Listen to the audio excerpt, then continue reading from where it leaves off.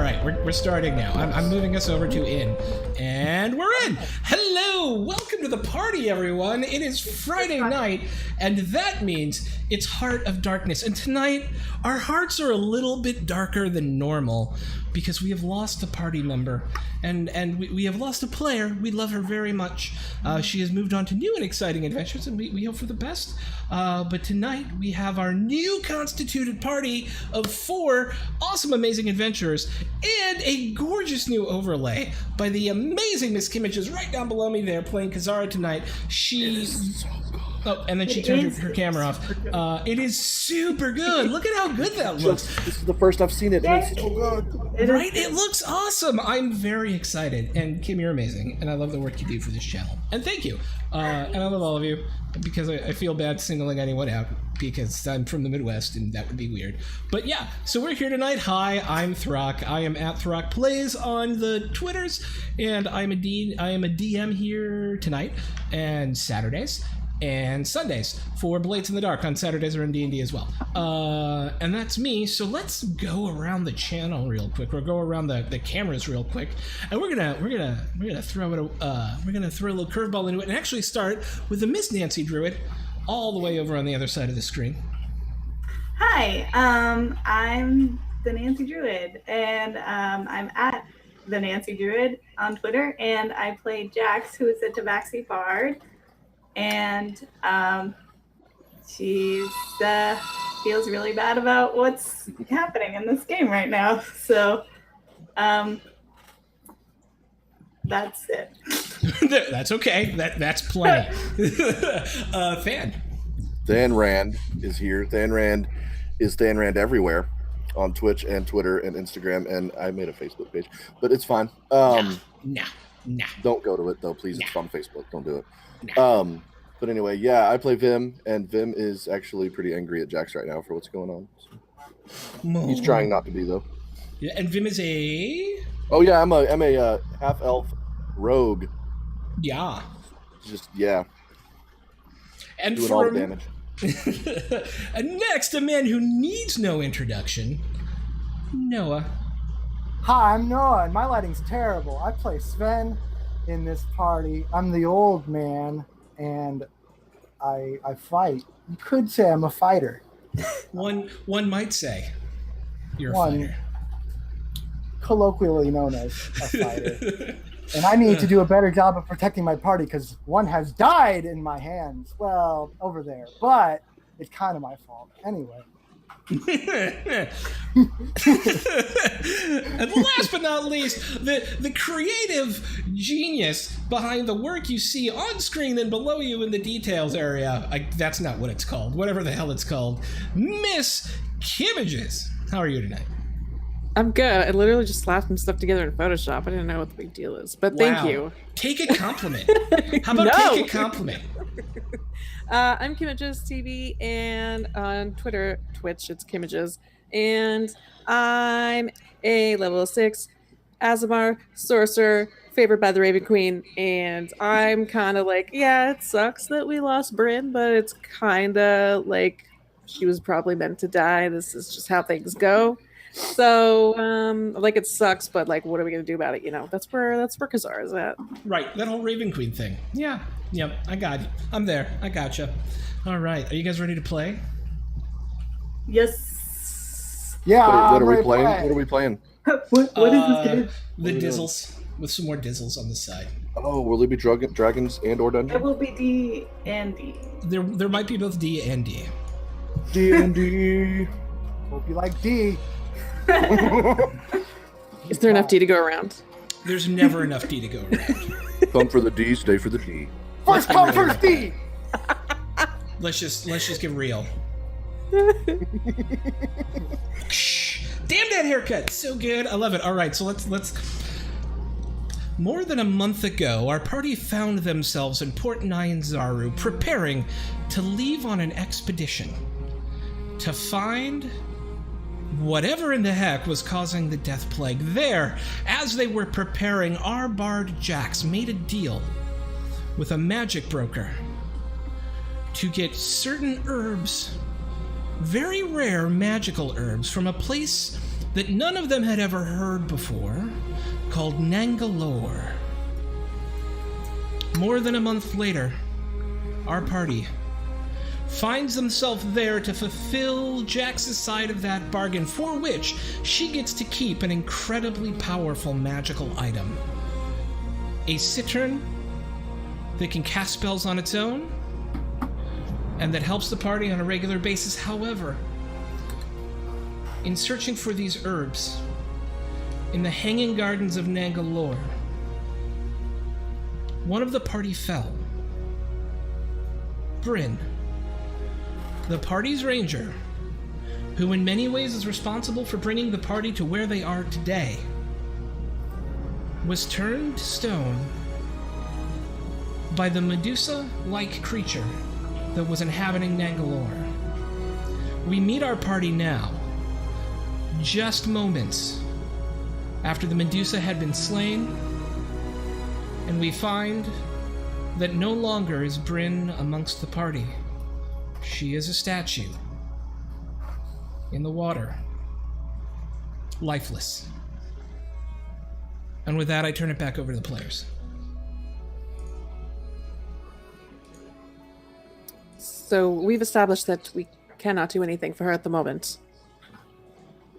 Unless anyone has any ideas. That's real stone right there. It's pretty real stone. I would say don't we just suppose- tie her to the mast of one of our boats, like a, what do they call those? What? We're not going to defile her body by using it as We're just gonna bring her with us. as a decor for our vessels. What? That? No. I just don't understand. Like, Is that the only option other than leaving it? Is what you're saying? Yeah, so we either take her with us or leave her here. I was only kidding about making her a figurehead. Oh. I mean, I feel like I'm supposed to be. I feel like I'm supposed to be where she is right now. I mean, I survived this. Like, I was able to come back to life.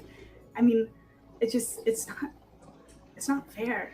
I don't understand why I got to survive and she there's nothing that can be done. It may not make sense, but it's very much what was meant to happen. I mean, I don't know, like, if I buy that. I feel like I'm living proof that that's not the case. there has to be a reason that you're still here. I mean, we're still in the process of figuring that out. I just mean, like, if that's true, like, then we have to believe that Sven is gonna go too, and I can't let that happen. I can't believe that that's gonna be his fate. I'm relieved that you draw the line at my death, Jack. Thank you. But in seriousness, she, at least the way I feel about it, is she died a soldier's death. It's not the death that she chose for herself, but it is an honorable one, at least. Indeed. Jack Spire will come up and put his arm around you. And just kind of give you this really sad-looking sort of... Vim, you're quiet. How are you doing over there? Vim would be finishing up, bundling up whatever these herbs are that we needed to get. I assume we've gotten them, right? At this point, yeah. we just Yeah, assume that we've... I'm just bundling them up and, like... We gotta keep moving. There's a time limit. We gotta go. Nothing we can do right now. Where are you? Do you want to say something? She couldn't hear me if I did. Then he just walked towards the boats. It's like I mean- need some time with this. Should we lay her to rest somewhere or put her somewhere safe, or should we take her with us? What's our time looking like? Do we have time to honor her in death in this moment? What time of day is it right now? Oh, it's mid-afternoon. There's 3 or 4 hours of daylight left.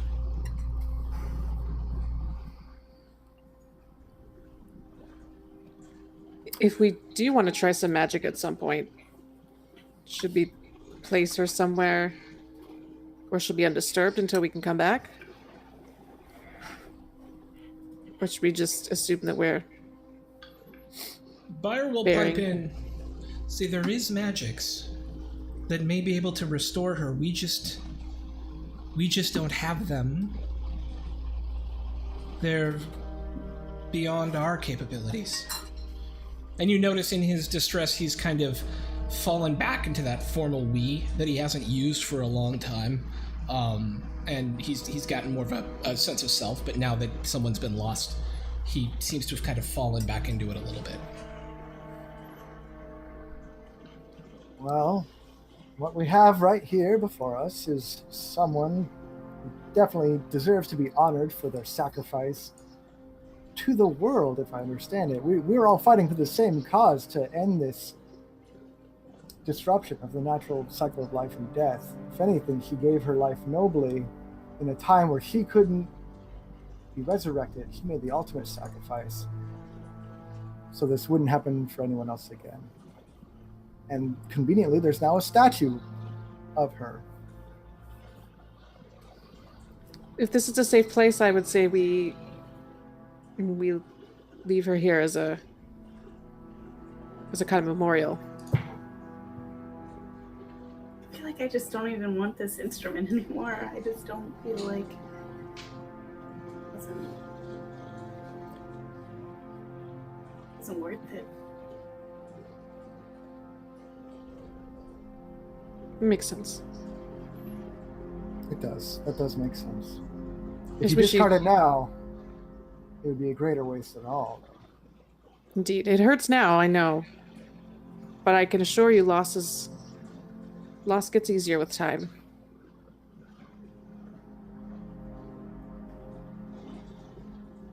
I second Kazara's suggestion for a memorial.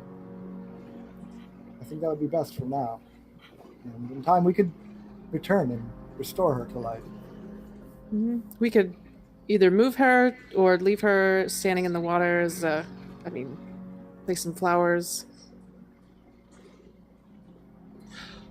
I'd like to go to speak to Buyer and just ask him, do you want to help me gather a funeral wreath of flowers that are around here?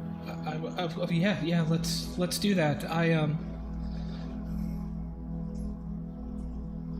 am sorry too that I don't have it in me to bring her back to us. Oh, that's not your fault. I promised a life debt to you and Kazara and Sven and Bryn and Vim, and I failed Bryn today. You've saved our butts so many times. I mean, you don't owe us anything. You've given it to us 10 times over, and we probably don't deserve it, especially me. You deserve it most of all.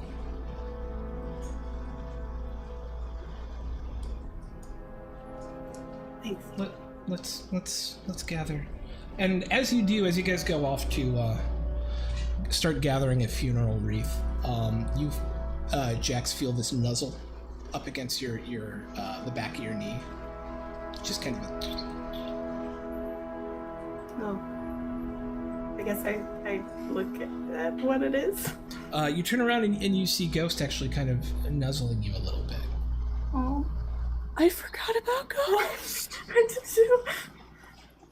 I go down and I hug him, and I think I just break down a little bit. I just start crying. Buyer will kneel down next to the both of you and hug you and the dog and the wolf at the same time. And I just keep repeatedly saying, I'm sorry. What happens? Does Ghost keep following us, or is he staying It's up in to you the? guys. It's up to you guys, and it's up to Ghost a little bit. It's going to be up to how you treat him. Well, I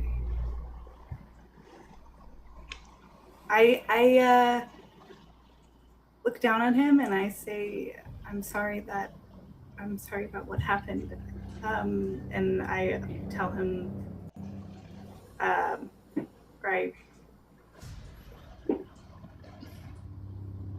I'll watch over you. I can protect you. It's the least I can do. As I like pet him and He starts looking at your face.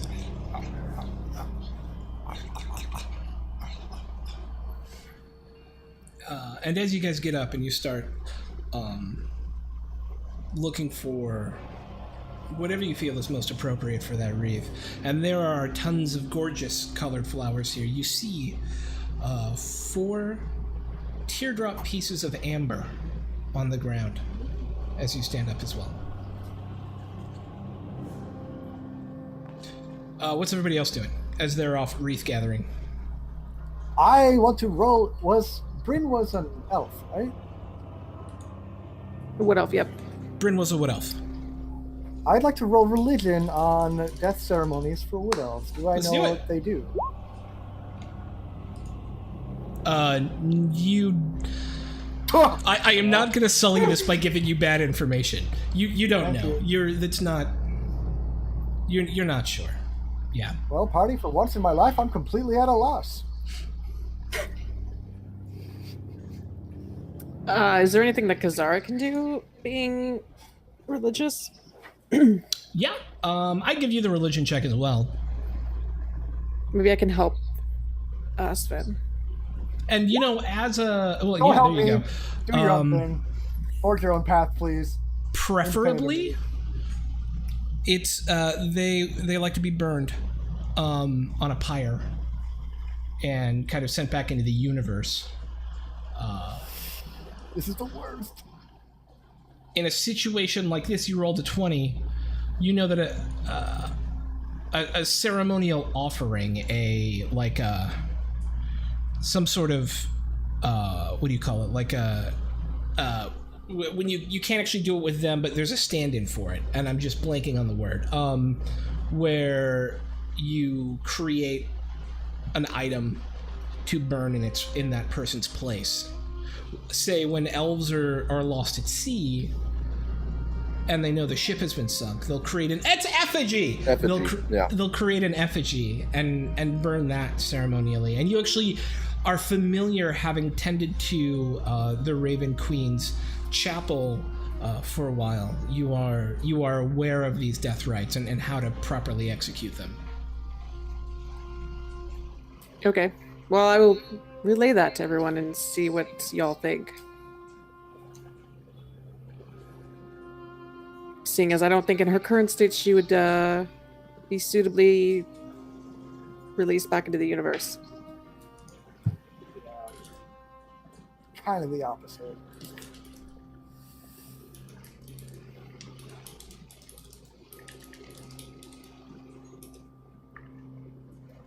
I'll do as you say. I have zero understanding of wood elves, apparently. Maybe some sort of maybe you made like a second wreath or a second item of nature pieces that we could use as an effigy.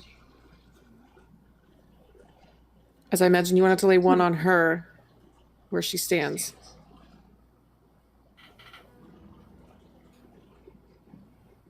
okay.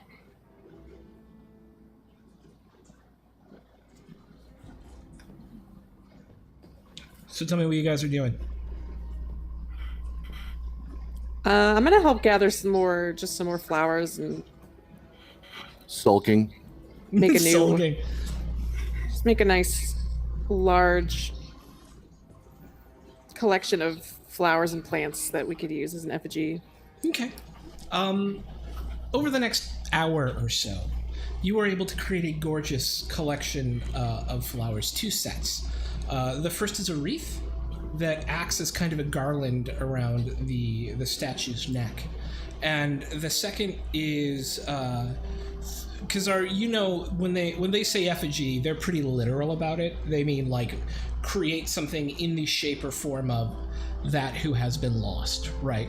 So you're able to collect these kind of gorgeous blooming purple flowers for her face, this kind of green wrapped vine sort of lattice work that the four of you weave together into her body.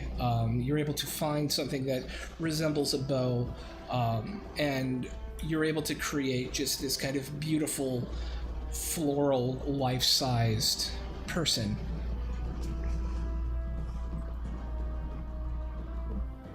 Nice. And I'm gonna throw a match and walk away. No, I'm just kidding. Damn. I mean, if no one else has any words to say, I think we should burn her effigy and figure out what our next steps are. But I think I'll strum a little song, as the flowers are burning. Buyer will say something. And did anybody bring Vim back for this? Just to check? Because it's been about an hour. Yeah, he had walked away down to the boats to wait for you guys. And so, before we burn, did anyone want to bring Vim back into the scene? I will. If we're getting ready to start the proceedings, I'm going to at least see if he'll come along. I'm scared to talk to him. So, I'll walk on down to the water. Vim, are you here? Yeah, I'm here. I don't mean to bother you, but we're about to begin a ceremony in honor of Bryn, and we just wanted to let you know that we're about to start, if you'd like to attend. Yeah, I'll be there. All right. Okay. As the five of you gather around your fallen friend, Jax begins strumming a mournful tune, and I would be interested to know what instrument you're playing it on.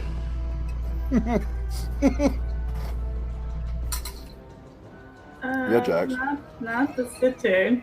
Okay. The other, like, Oh, man. Okay, that's fair. wait. Yeah. Just your good old lute. You're trying to figure it out? I don't know. It's up to you. I don't know nothing. I'm just asking. Why are you asking? There's a sweet new song I can play now that you're dead. Yeah. I don't know. What is the right call? I don't think there's a wrong move here. I think I would lay my cittern out on the ground and then play my lute. Okay. It works for me. I only wanted to know for narrative color. I wanted your character to choose. That's all. I wasn't trying to trap you, I promise. You all see Jax lay the cittern down in front of the statue, and she begins to play a mournful tune. And Buyer will step up and go, "Among my people, when we lose a member of our family, we just speak what is in our heart for a moment. May I say that here? May I speak here?" Yes. Okay. I was lost. And Bryn is a seeker. And I am sure that she will come back to us one day. Even if only in spirit. Without the five of you, I would not have family. And so the loss of Bryn to me is the loss of family.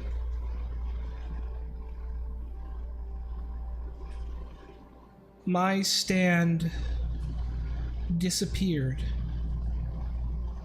and I was alone. And then the five of you came along.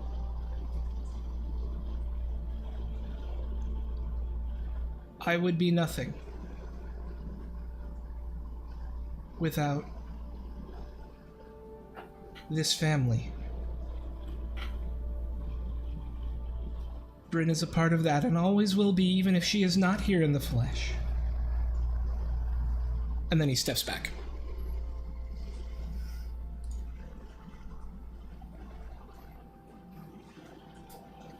Vim's going to take out one of his +1 arrows and put it in the effigy. And then step back.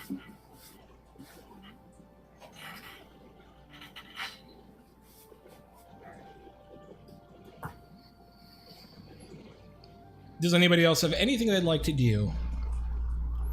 I have a short thing to say and then a short thing that I'd like to do. Okay. Bryn and I weren't close, but I'd like to say a word in honor of her spirit. Bryn was our guide. And one would hope without her we will not be lost. But as fate would have it, she left behind a ghost. Hopefully with that, we can still find our path. That was all I have to say. And I'd like to make an inscription once the proceedings are done. An inscription on not her, a stone, not her stone. Yeah. Okay. And I don't want to be chiseling away when we're having a moment, so I'm going to wait till we're done. But I can get you what I'd like to write. Yeah, I know. Okay. Jess, Kazara, anything? Kazara will step forward and kind of scratch Ghost behind the ears and look at Bryn's effigy and just say that I know we didn't really become super close and we didn't know each other quite well, but the time that we did have, you risked your life for us on numerous occasions without knowing us at all, and I know fate did bring us together, but it was also fate for you to give your life for ours in this time, and I thank you immensely for that, and I hope that your soul is at peace. We will do our best to take care of Ghost and give him whatever it is he needs. And you will be missed.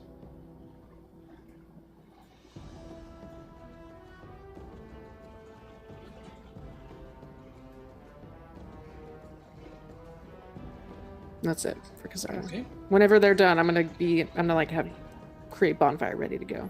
Okay. Jess, you are the only person in the circle who has not spoken. You do not have to, but I would be fascinated to know what you are doing. I think at this point, like, I'm just trying really hard not to, like, lose it. I think, like, I'm just kind of standing there. I mean, you know, like, when you just feel, like, sick. I don't know. And she's just sobbing. I mean, and, like, trying to stand straight as she plays. Yeah. A mournful tune plays across the gardens as a gloriously beautiful flock of birds of paradise come out from behind the dome that stands at the top of this hanging garden. As it does, Kazara lights the bonfire, and before you the effigy of Bryn burns.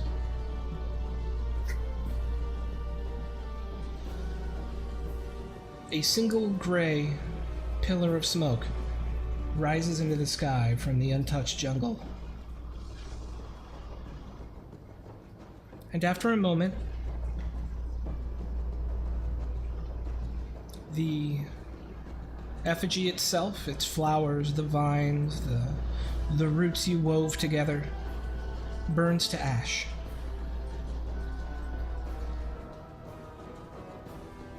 What do y'all do?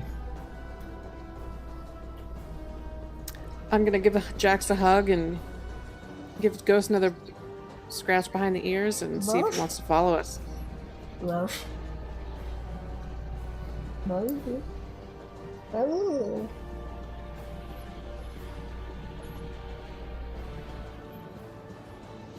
Okay, I don't care about the people, but if the dog is going to be sad, I might lose it.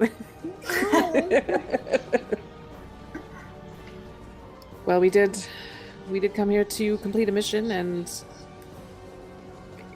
while we do need to take this moment, we also have a job to do, and time is of the essence, so... All right. Vim's already turned and headed towards the boats to start tying up everything and just whatever he's got to do to get ready to move on. I'm gonna make my inscription really fast. Oh, right, yep. What do you say? I didn't What's on know the it was the right inscription? time. So it's gonna have her full name, Bryn, last name. Varys. You know her? Varys. Varys, Did she that's have one? right. Yeah, Varys. Varys. Bryn Varys Vim knew that. lived the life of a hero. Her bravery will never die. Okay, you all make your way back into the boats. Artist, Dragon Breath, and the rest are there. Or Dragon Bait and the rest are sitting there, just waiting. And where are you guys going? Into the drink. Anyone have any wine? Yeah, we need to get Now is the some time drinking. for wine. I can't remember our original plan. Heart of Uptown. I think that's what I thought too. But I'm with Sven. We definitely need to imbibe. Did we Okay. pack Well, any? sail. Yeah, you guys absolutely have booze. Nice. Sweet. Smart Figures. thinking. We plan ahead. Okay. We So open as, the barrel marked morning wine. Morning. Sad time. Oh, I thought you meant like morning wine, like Like Day in the morning, drinking. like day drinking. the day wine. I mean, it's early evening at this point, I assume. So yeah, it's Sorry, getting on towards that's early evening. Oh no, you're fine. well, Reveal do we want to everything. stay here and have a long rest here and then? Shit. I mean, Uh-oh. That's dangerous. I hadn't thought of that. Are we in danger here? This place seems pretty gnarly. I'm gonna do a perception check. Do it up. I'll tell you have a passive perception of 18, but you rolled a 27, so that's even better. Wow. I am so perceptive, you guys. You were don't the know. you were the perceptive-ist. Yeah, you don't sense any impending danger here at the moment. Castle Mac Lydia, thank you for the sub. We love you so much. Thank you. We love you. Okay, so wow, that's awesome. Yeah. I was at a loss for words for a moment, but yeah, you don't as you take a look around, you kind of take a silent walk around. I'm assuming this means you have not left, right? And you're thinking about making camp here. We're like in the boat drinking, like Yeah, we just went to go get booze from the boat. Yeah, fair enough. So yeah, Thin, you kind of take a solitary walk around the perimeter of Nangalore, and it is gorgeous, and it is relatively quiet, and there is, as long you do notice some what could be potentially dangerous man-eating plants within the garden itself, and you kind of mark where those are. But other than that, you feel like you're probably safe staying here for the night. What did you mark them with? Your scent? Yeah, my musk. Eat on them. Musk. My musk. I pissed on him. Don't worry about I wasn't trying to go that far, but I figured. it.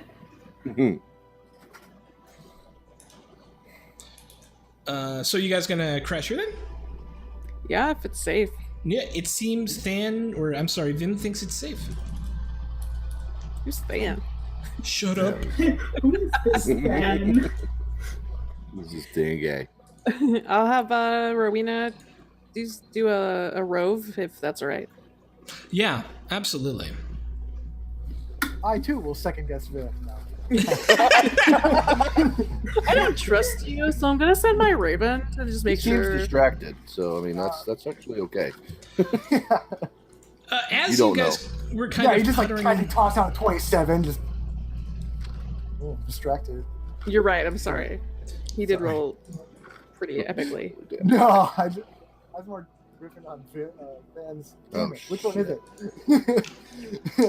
Vim's comment, he's feeling distracted. He's sort of tossing out 27s everywhere. I think am I writing interrupted down some stuff you guys find. What is a quaddle? Who's taking care of that? A coital? A coatl. Coital? A coatl is a You serpent found some snake. coitus? Sven calls dibs. You all have Dibs your on own the way. coitus. So, as you guys were looking around, both immediately after the fight, because Stan, you had said you were like, I'm looking everywhere for something that might be able to help, right? And then, as you guys were starting to prepare to set up camp, you do find a few things of value within this area that you are probably worth taking with you. In the northeast part of the garden, there is a kind of a small domed tower that was just full of bird shit everywhere, right? It was where those Evlises, those big white birds who were kind of like herding you towards the Medusa, were essentially, it was their roost, Snake Dragon. And in there, you find some gemstones and a bracelet and a scroll of protection undead. In the Medusa's, what looked to be a very finely appointed sort of living space for her, there's not really a whole lot of value. You find a small satchel with 70 gold in it, and then 8 vials of this odd purple tincture in like those like very small vial cases, right? Those, like the small glass vials. And then a single black potted orchid. So we're totally getting our loot on, but we're being really Yeah. sad about it, right? Yes, and that's why I just kind of tacked it on here at the end. Nice. Morosely gathers gold and jewels. Oh no! So much This is wealth. awful. I love it. I'm rich. Oh, So much money. there's no time for mirth. Oh. I want to be happy about it. I can't. You all are easily able to make camp within these ruins, for lack of a better term, this large garden area. The sound of rushing water is calming, even in the kind of more depressed state of the party. There's this incredibly fresh and gorgeous scent of this life all around you, curated by this apparent being of evil, creating a stark dichotomy, possibly, in some of your minds between how something so terrible could continue to watch over such a beautiful place.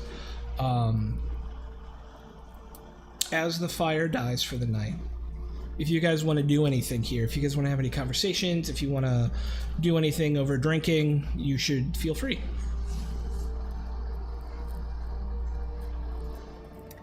I mean, Kazara's kind of good at not acknowledging sad things because her family died. So, I mean, I'd like to try and help distract Vim from his mood.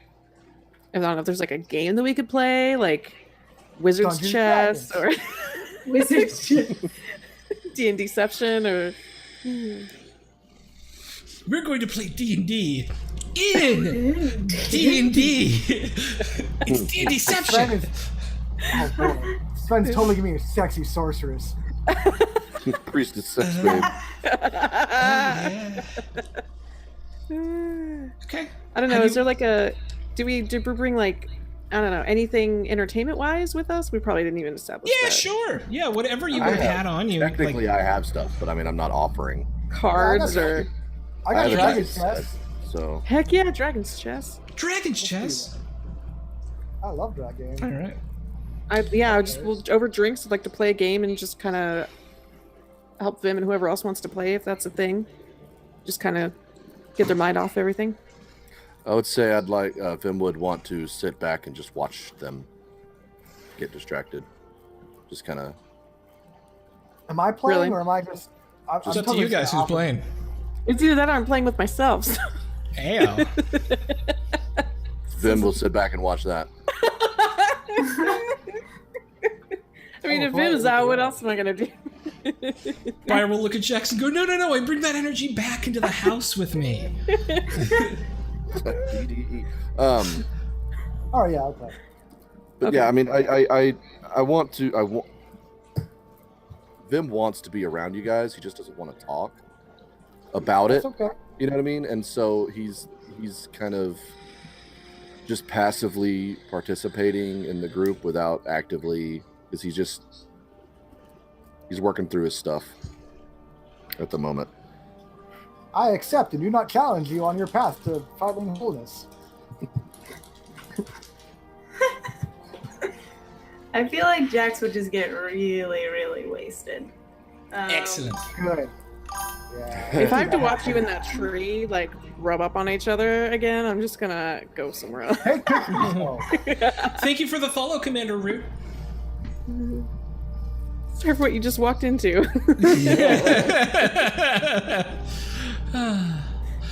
So Jax, you get super drunk.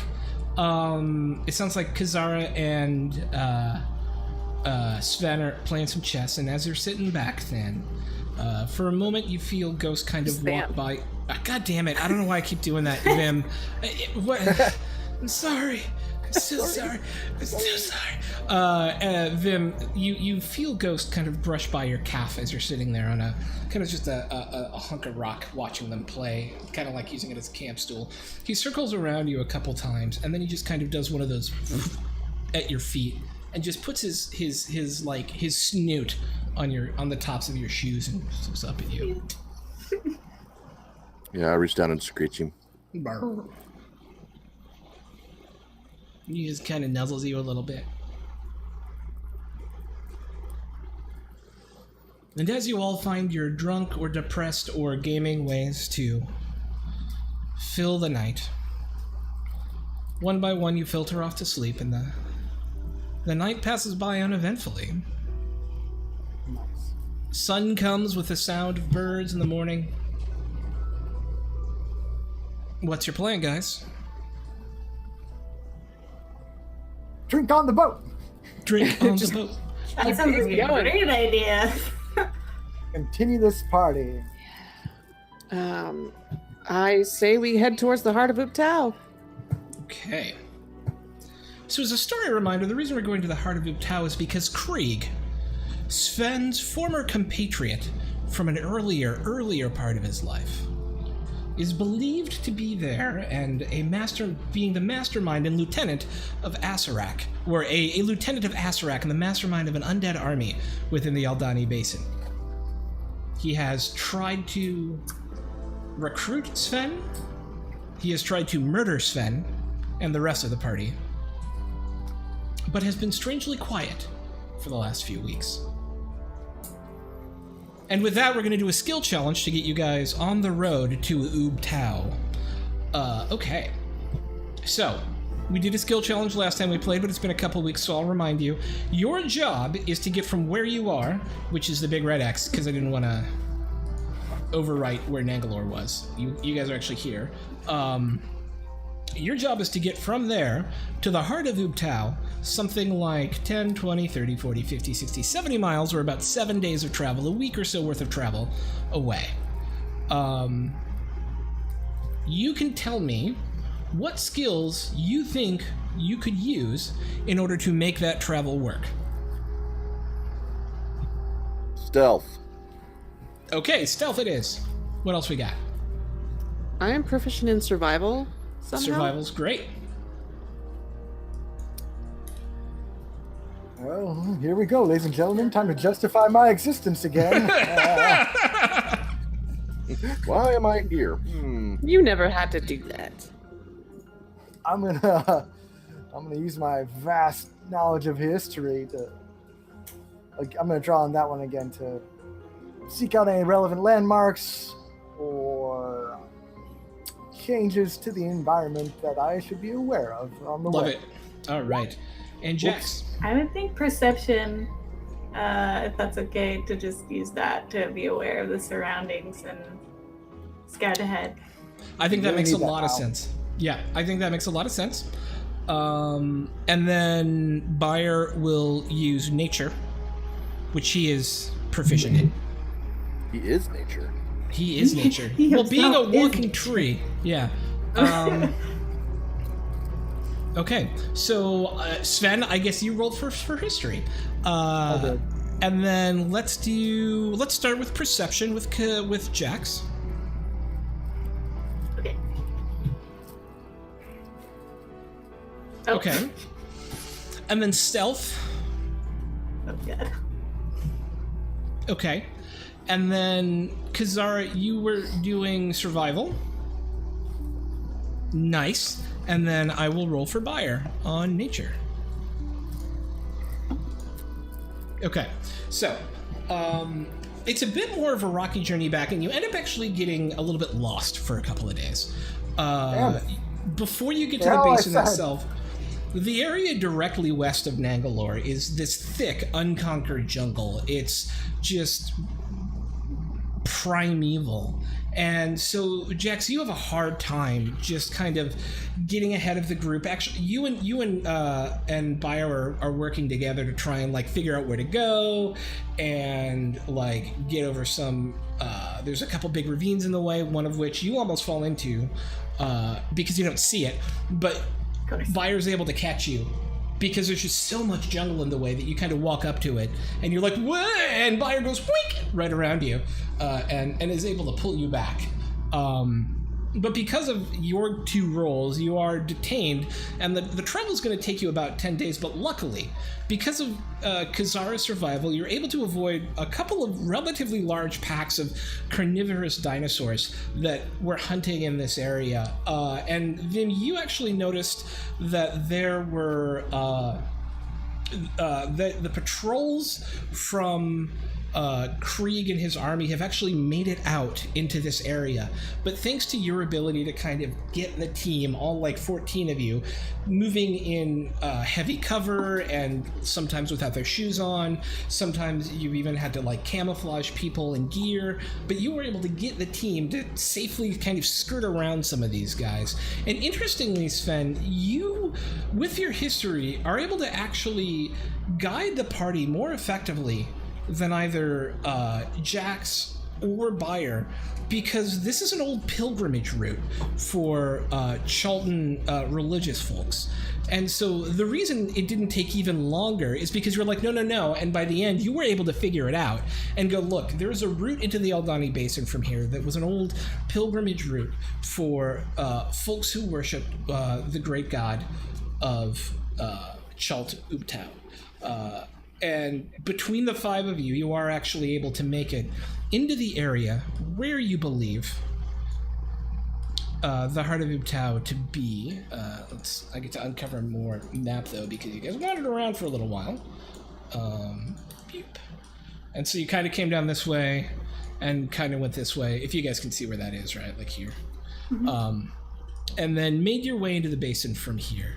And you find yourself skirting around undead patrols, working your way closer and closer to where the Heart of Ubtao currently rises above what is essentially an Everglades-like expanse of thick reeds and stands of these like huge trunked trees with those like crazy looking like arcing roots coming out of them and just drinking up the water, moving between and around them, using your boats when you need to, using your good old feet when you need to.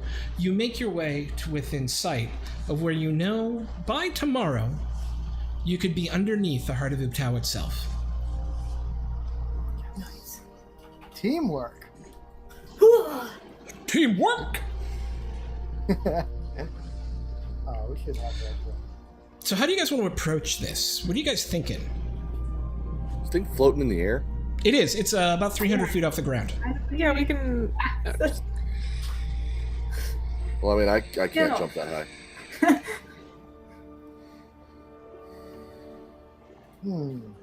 We didn't think this through, did we? yeah. How do we? We just knew we had to get here. I mean, my Cittern has the ability to cast flying. Well, hell yes. On one person. But I can only cast it on one person once per day. Can that person take a really long rope with them? That. It's like a human backpack with everybody. Everyone's hanging on. What can it cast? Like, is there a limit to what it can cast? Is there a list of spells it can do? A list of spells. Okay. bark skin, cure wounds, fly, fog cloud, invisibility, levitate, How does levitate work? and protection from good and evil. It levitates you? I mean, like, Yeah, so you can only float off the ground, or you only if you. Yeah, hang on. Let me bring it up for you. So levitate. or can we just kind of float up? One creature or object of your choice that you can see within range rises vertically up to 20 feet and remains suspended there for the duration. The spell can levitate a target that weighs up to 500 pounds. An unwilling creature that succeeds on a con throw is unaffected. The 20 feet. Yeah, I was hoping that maybe it would levitate higher, and we could all just stand on a big rock and then levitate the rock, So we have to destroy the heart of a clever. cow? Or just like or touch get it? him to come to us. Sven believes Krieg is up there. There he is. Yeah, he can. Got him. Found him. So he's in Oh, it? Sitting on Oh, top, yeah, like he's in it. all up in it? Yeah, We're getting in it too. we're gonna get in it. How big is the heart of a cow? Is it like a building size? Let me see if I can find you a How picture to big share. is it? Ooh, can I do a perception check to see if I see anybody coming or going from it while we're sitting there looking at it? Oh, I Nice. see. Are there any? Can I watch for that Absolutely. from a How do stealthy you want to? position? Or So it is Like, I wanna jungle. So you're going to try and stealth up to near it and see what's going on. and to see how people are transporting themselves to and from. Yeah, absolutely. So what do I? But that is the do I- heart of Uptown. Roll stealth first. Yeah, because the first thing you're going to have to do is sneak the fuck up there. Sneaky. So go ahead and make me a stealth check. Okay. 17. Yeah. All right. So it's interesting. Again, the closer you get, the more military presence you feel. As you're moving around, there are patrols of what appear to be regular nasty ass ghouls, just kind of right. But then controlling them and kind of guiding them along are these very martial looking undead with uniforms and helmets and pikes or swords that appear to be much more in control of their mental faculties and able to kind of herd these guys. Every once in a while, you'll also notice that there is either one of them maybe riding a large undead dinosaur as kind of a mount, or they'll have a couple of smaller, sort of like velociraptor-sized ones along with the party in order to just as like scouts or whatever, but they all seem to be under control of that like martial-looking ghoul who seems to have more of a mental faculty. As you work your way closer and closer, you get one really close call as you're literally hiding in the bush as one of those like undead sorts of velociraptors is stalking by, and there's this and he like looks into the bush where you are but doesn't appear to see you, and for a moment it's breathing and there's this undead stench that just fills your nostrils, and for a moment you feel like you're going to throw up, but you're able to hold it in as he walks on by again, and you make your way into the shadow of Ubtao itself, and you find a camp there. I'm not going to show you the whole camp because from where you're approaching you wouldn't be able to see it. But you do see what you can see on this map. There is some sort of village that has been constructed here, and coming from the center of this village is a pillar of smoke that you recognize this smell. You've run into the mist that is being created by this before. This is where they generate that miasma that Camp Vengeance was suffering from when you went there earlier.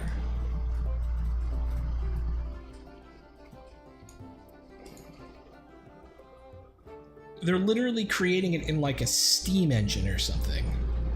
Oh, so okay, it's not just burning something. It's like an engine. Yeah, it's like an engine that's like collecting it and like capturing it. Do we understand? Are we Do I understand? You guys are it? not there yet. He Yeah, will I'm have not to. the Yeah, only yeah. one there. So Than. Then Then, God damn it, you're essentially down here right now. Why do I keep doing that? I'm so sorry. I never do that. I'm always really good about using you're always character really names. good. Yeah. It's funny. Yeah, I don't know what's up with me tonight. I apologize. It's all good. Way to ruin my immersion, Throck. My immersions. I'm sorry. The rest of you are not actually there right now, so we can go away. Cool. Do I see anything about how they're going up and down to this thing, or do I even see anything? Not like that? on first look here. Do I need to make a perception check for it, or investigation? I am interested in for how that? you're going to, what you want to do now that you were confronted with this obstacle. Well, clearly this needs to be destroyed. This engine or whatever that's causing, because this is what's causing all the problems in Camp Vengeance. We need to take care of this, and eventually Krieg, who we understand is to be up there. So I mean, obviously I'm not going to do this right now. Basically, I want to see, I want to get as much information as I can and then go back and relay this so we can make a plan. Okay. So I would need follow-on stealth checks if you wanted to move in some direction now that you're up here. From where I'm at, all I see is just the mist going up. Is it coming out of the And bottom you- of this thing, or is it coming out of Well, the ground? You can't see what's actually creating it because there's stuff blocking your line of sight from where you enter this place. But it's coming from somewhere in the middle of this village that you kind of see before you. Okay, All well of these then, little round yellow things you see are thatched huts. Okay, I can assume that there may or may not be people in those huts. Yes. So I'd like to scoot up to this little area right here, just Okay. to get a little bit closer and still have cover that I can hide. Yeah, go ahead and make me a stealth check. All right. So as you work your way up here, and I'll move you, a couple of things become apparent to you. The first is that these ghouls have some slaves. And these slaves are Tabaxi. Oh no! Not kittens enslaved by the undead. Meow! That's my weakness. We have to save.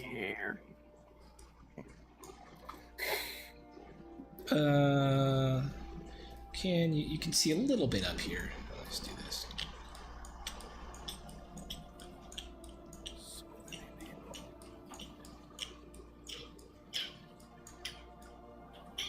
Okay. Yeah. That's about what you can see from here. And the other thing you notice is there are active patrols around this camp. You can probably see them on your map right now. There's one that's kind of patrolling along this side, and another that's kind of patrolling along the top side. And I will write down their patrol routes. You stealth, so you could stay here for as long as you need to. So I need a different color than green on a green map. Okay, so we'll go red. Red is always visible. So this patrol kind of moves up to here, and you also hear the sound of running water coming from further to the north of you. Okay. And then this patrol comes like this, and then off to somewhere you can't see. Yeah, that's what you got. And these four ghouls that you see down, or these three ghouls you see down here, are forcing these commoners to work over this batch of looks like broad green leaves with these like red and purple striations going through them. Okay, So does that mean anything to me? You can make a nature check. We'll try it. See what happens. Hey. No, you're not sure. Okay. Yeah. can I roll religion on the ghouls? You're not there. I want to Still. understand what's going on. I'm not there at all? No, I'm the only person. No, he's on a stealth Oh. mission. Yeah. I'm So on we a don't- stealth mission on I don't the even hill. know their ghouls? Castle Matt Craven You with the don't know biddies. anything. Thank you. You know this. I sorry. went to check it out. That's I all. The- I just checked your line of sight, and the other thing that you notice is there's one ghoul tending to a giant undead stegosaurus in kind of a paddock right here.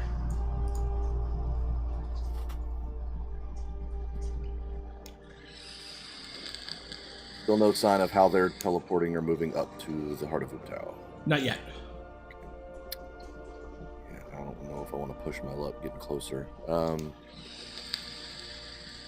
you what I could try to do. Let's do this. I want to stealth back over here to this bit of trees, and I want to work my way around this way to get a look over here. I missed your ping. Okay, yeah. Go ahead. So you're able to make it back easily. Back around. And I don't want to keep you having to roll stealth because all that's doing is asking for failures. So, and that's kind of not the point, right? I'm going to say you make it back over here. Without you rolled a 25, so you make it up over here. From here, you get the rest of this. You also see that there is a field over here that's being worked by more of these tabaxi. That is like growing. The blue-hooded or tabaxi. That's the blue-hooded ones are tabaxi. Okay. And then, you can see that from here. You see, the engine that is creating whatever this miasma is right there in the center on a huge bonfire. It stands about 15 feet tall. It's a stone creation with these large wooden wheels on the side, and you can see what's literally happening is it's got this kind of brass case on the bottom of it, and it's literally filling up with this stuff. You can make a fair surmise that is actually dragged by the stegosaur wherever they need it to go, right? That stegosaur is essentially an undead beast of burden for them. What I want you to make a perception check for. I want you to make a perception check, is what I should say. You do notice two additional things. There are two ghouls who are very different than the other ones here. One has this kind of destroyed bottom of its face with like these two red, like ghastly looking blood-covered tentacles coming out of it. And the other one looks as if he's undead, but is not. He's well dressed. He doesn't read as like an unthinking or even very martial sort of undead creature. He's kind of got very natural movements. The two of them are talking. And the last thing you notice is on this guy's satchel is a roll about 4 feet wide with golden fringe on it and an intricate pattern woven into it. It's hard to tell what it is exactly. I know what that is. Guys, we want that. And still no sign of how they're moving up and down from this thing. You can draw whatever inference you want from what I have told you. Okay, perfect. All right. Yeah. I think I've seen enough. Okay. I want to go. I mean, I guess I could try to go all the way back around across the river, but I feel like that's going to be pushing it. So you can easily fade away from where you are and circle around way further back, right? Like, there's no reason for you to like fuck yourself. I mean, if I can go look around up here and see if I can see what's going on in this black area here, then I would love to do that. But it is going to be more difficult because of the field over here. I would ask you to make. Well, I mean, if I make like back around south and then wrap around. I would still make you make the stealth check because you'll be crossing two patrols at that point. That's fine. Yeah, I don't mind making another one. Okay. I have luck. You do. But I rolled a 26, so. You're fine. Yeah. So you. Let me move you to where you are. You guys are paying attention to what they're saying because I'm not going to remember it all, right? Because when I get back, I'm going to say all that stuff he told me. All right, so you make your way back up over here, and there is another patrol that is working. That kind of guards the other side of the bridge. Oop, didn't mean to do that. Do that. Kind of guards the other side of the bridge up here. Okay, there it is. Yeah. And you get a pretty good look at everything that's going on now. The one thing you do notice that's interesting is there are guards in front of a few of the houses as well. guard ghouls. There's a guards in front of this house's entrance. There's guards in front of that house's entrance. Guards in front of that house's entrance.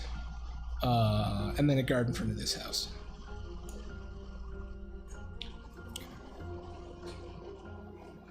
Cool. Yeah.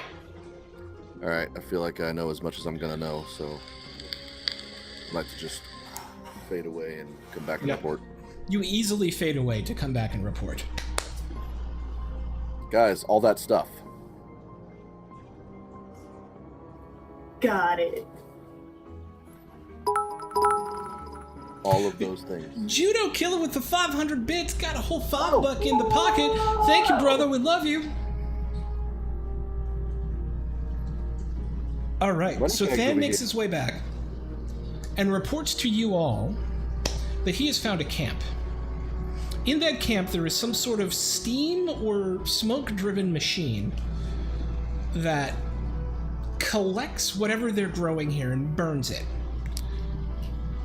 Or collects whatever they're growing and burning here. On top of that, it's directly under the heart of Ubtao, which is sitting literally, Fan, when you looked up while you were there, you see, and you realize it's not blood now that's dripping off of it, it's water. Apparently something about the way that rain works its way through the roots and whatever's in this giant hunk of earth suspended 300 feet over the ground causes the water that comes out of it to be red. So it's not actually bleeding, but the locals call it the heart of Ubtao because it looks like a heart and it bleeds red water. And that there are these two strange, possibly leaders there, one of whom has a very interesting item. That item is really cool, guys.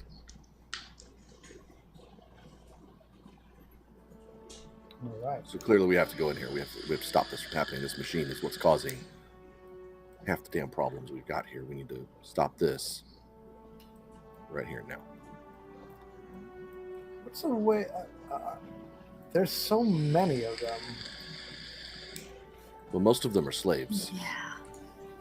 If enough of us, if we go the right way and we do this the right way, we may be able to enlist their help. Or at least run Slaves? distractions. If we can free them. If we can free them, we have to get to them. The thing about slaves is they can't just leave. Oh no, they're definitely under control. Like, okay, so real quick, out of DM, when you said they're under control, are you talking about like magical control, like mind control, or just No, that just he's got fear. a whip and he's just Mostly okay, fear. Okay, Yeah, yep. okay. So Actually, with your perception check, away. you realize that all of the ghouls that are kind of the unthinking slavering ghouls that are here are also tabaxi. What? They're already ghouls. So. Kidding zombies? My people. Oh man. We may have to kill some of those to free the live ones. Well, yeah. They're ghouls. But we need that rolled up fabric. We need to stop this engine from working. So where's the stuff coming out? Just out of a little pipe in the top? Yep. It's actually being, you realize it's being held. It's being captured. And there's some outgas coming off the top, and that's what that was. But really, it's being condensed into whatever that big bronze thing is at the bottom of the thing. At the bottom of the big stone construction. Oh. If only I could create explosives. We'd be such a cool anarchical group. I would love that. Oh, N1 So- Colors, so thank we you know for the somebody. bid, brother. That's awesome. Hey. Maybe that's what I should do with my third level mastery thing I get. Just Can you throw some Blow bombs. up everything, please. Learn how to make explosives. That'd be awesome. Mhm. I don't Like know it. how I do that. I'd probably have to get to a library at least. But that might be it. I can't think of anything more useful than bringing down all of our enemies through explosions and our teamwork. Is that even possible? Do explosives work? Anyway. Yeah, are boom booms a thing in this universe? There are explosives. There are grenades and things like that. Really? They are rare. Cool.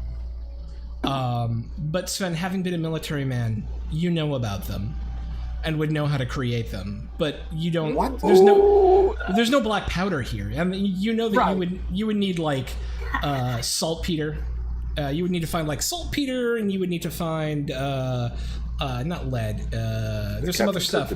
Yeah, but if you have the right ingredients, you feel like you know enough about the military art, having been essentially a former general, to create some hand grenades. This is a whole new dimension of my character I'm just going to fall in love with. Yeah. Lean back I'm on those totally character willing. histories. If you don't blow up something by the end of this campaign, I'm gonna riot.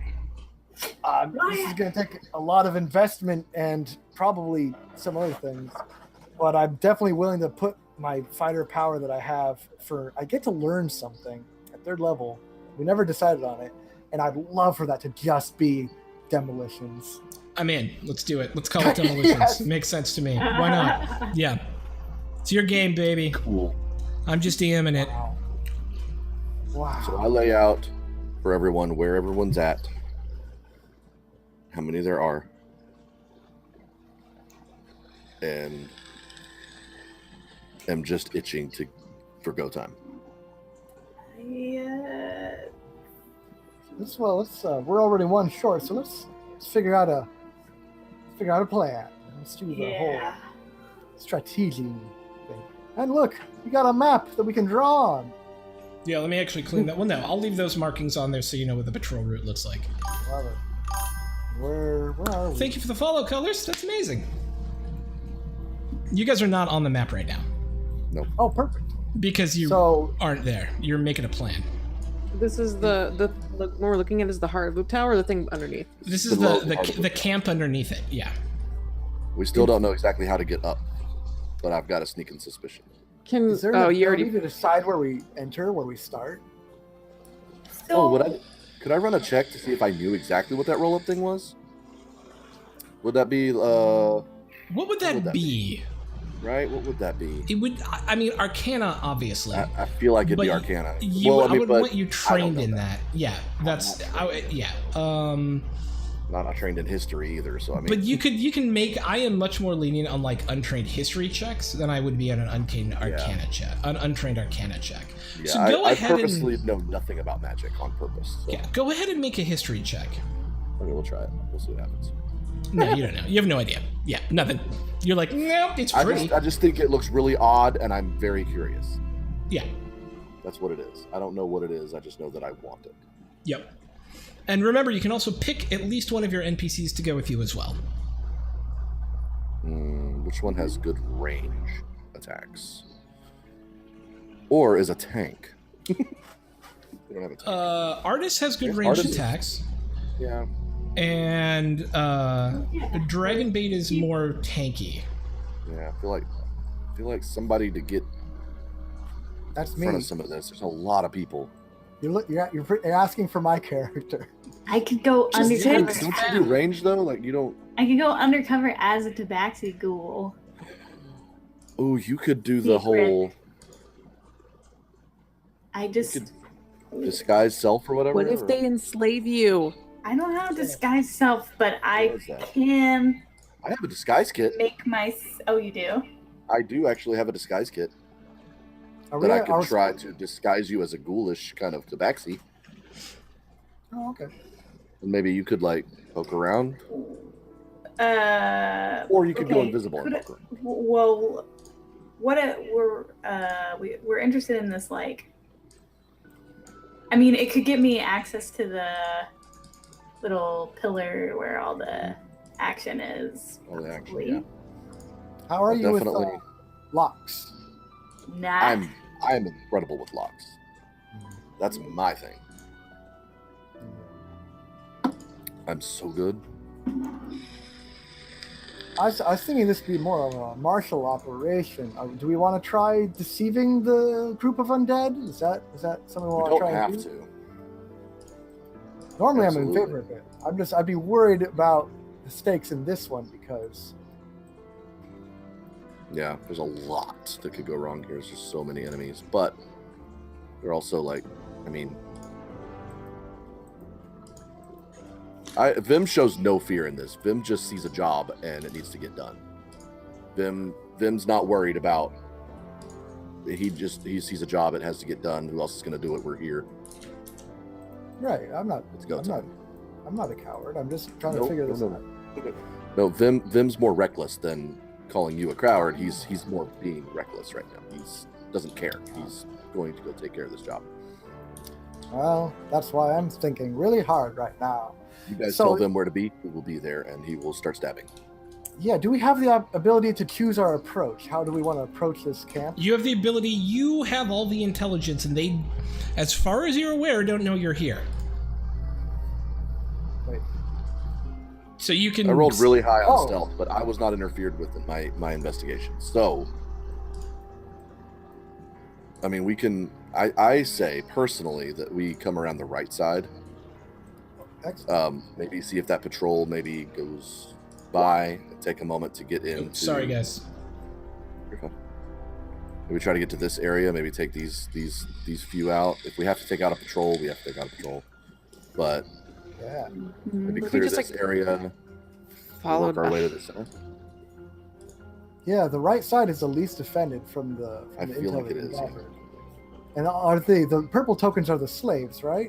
Yeah. Yeah, these are the Yes. slaves right here. It's the There's least more defended, slaves that's on where- this side that we could possibly free and have, at the very least, run away and cause a distraction. At the very least. And at the most, they join us and scratchy claw at the bad guys.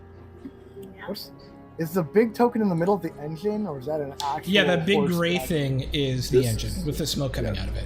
This is the engine right All right, so 1, 2, 3. here. And this is the dude with the magic carpet. Shut up. I don't know what that is. A big roll-up thing that I'm very interested in. But it's just, I'm just curious. I've never seen anything like that, and he doesn't look like he needs to have that. We do. There are 22 enemies on the board there. D&D. Fireball. In the intel that you gathered, how capable do the slaves look? Are they That's in a great fighting question. condition? How decrepit are they? How decrepit When I are look- what now? The slaves. slaves. How bad off are they? I mean, they look a little malnourished, and maybe a little roughly treated, but not necessarily like awful. Like they're able to work the field and do their jobs. That's strong enough then. Yeah. Like I say, at the very least, we can kill one of their guards and have them run while Yeah. we're fighting the guards. You know, and at the very least, we're saving people.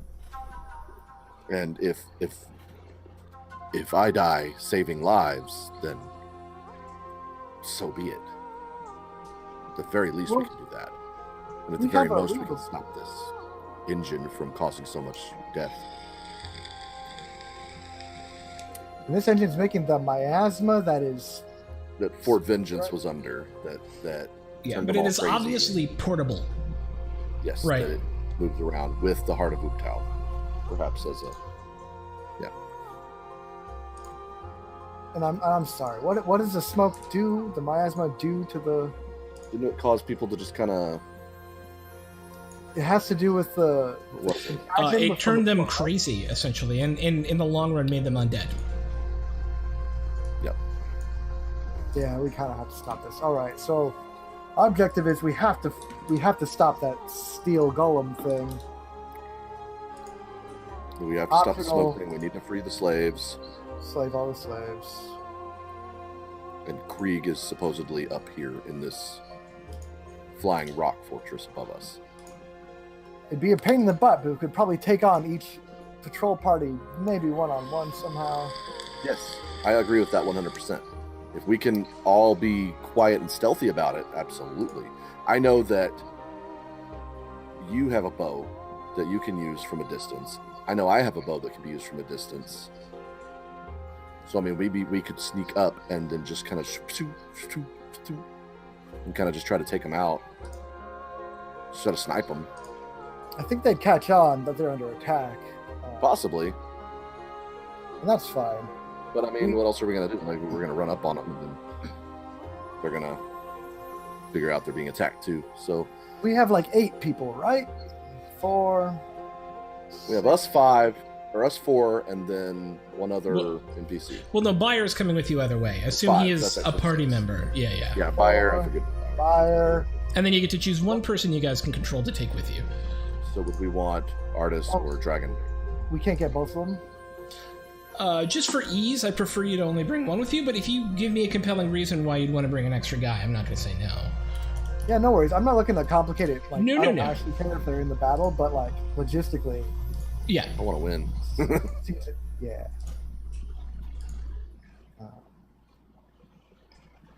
So I would look at Artist and Dragonbait. I would look at them and say, which one of you feels most comfortable in this situation? They both feel happy to come if you want them. Yeah, this is kind of an all-in thing right now because stakes are so high to get that steel golem out of there. If it's portable, we could also wait till they relocate if that's and like, catch them off guard like that. Who knows how long that's going to be? Yeah.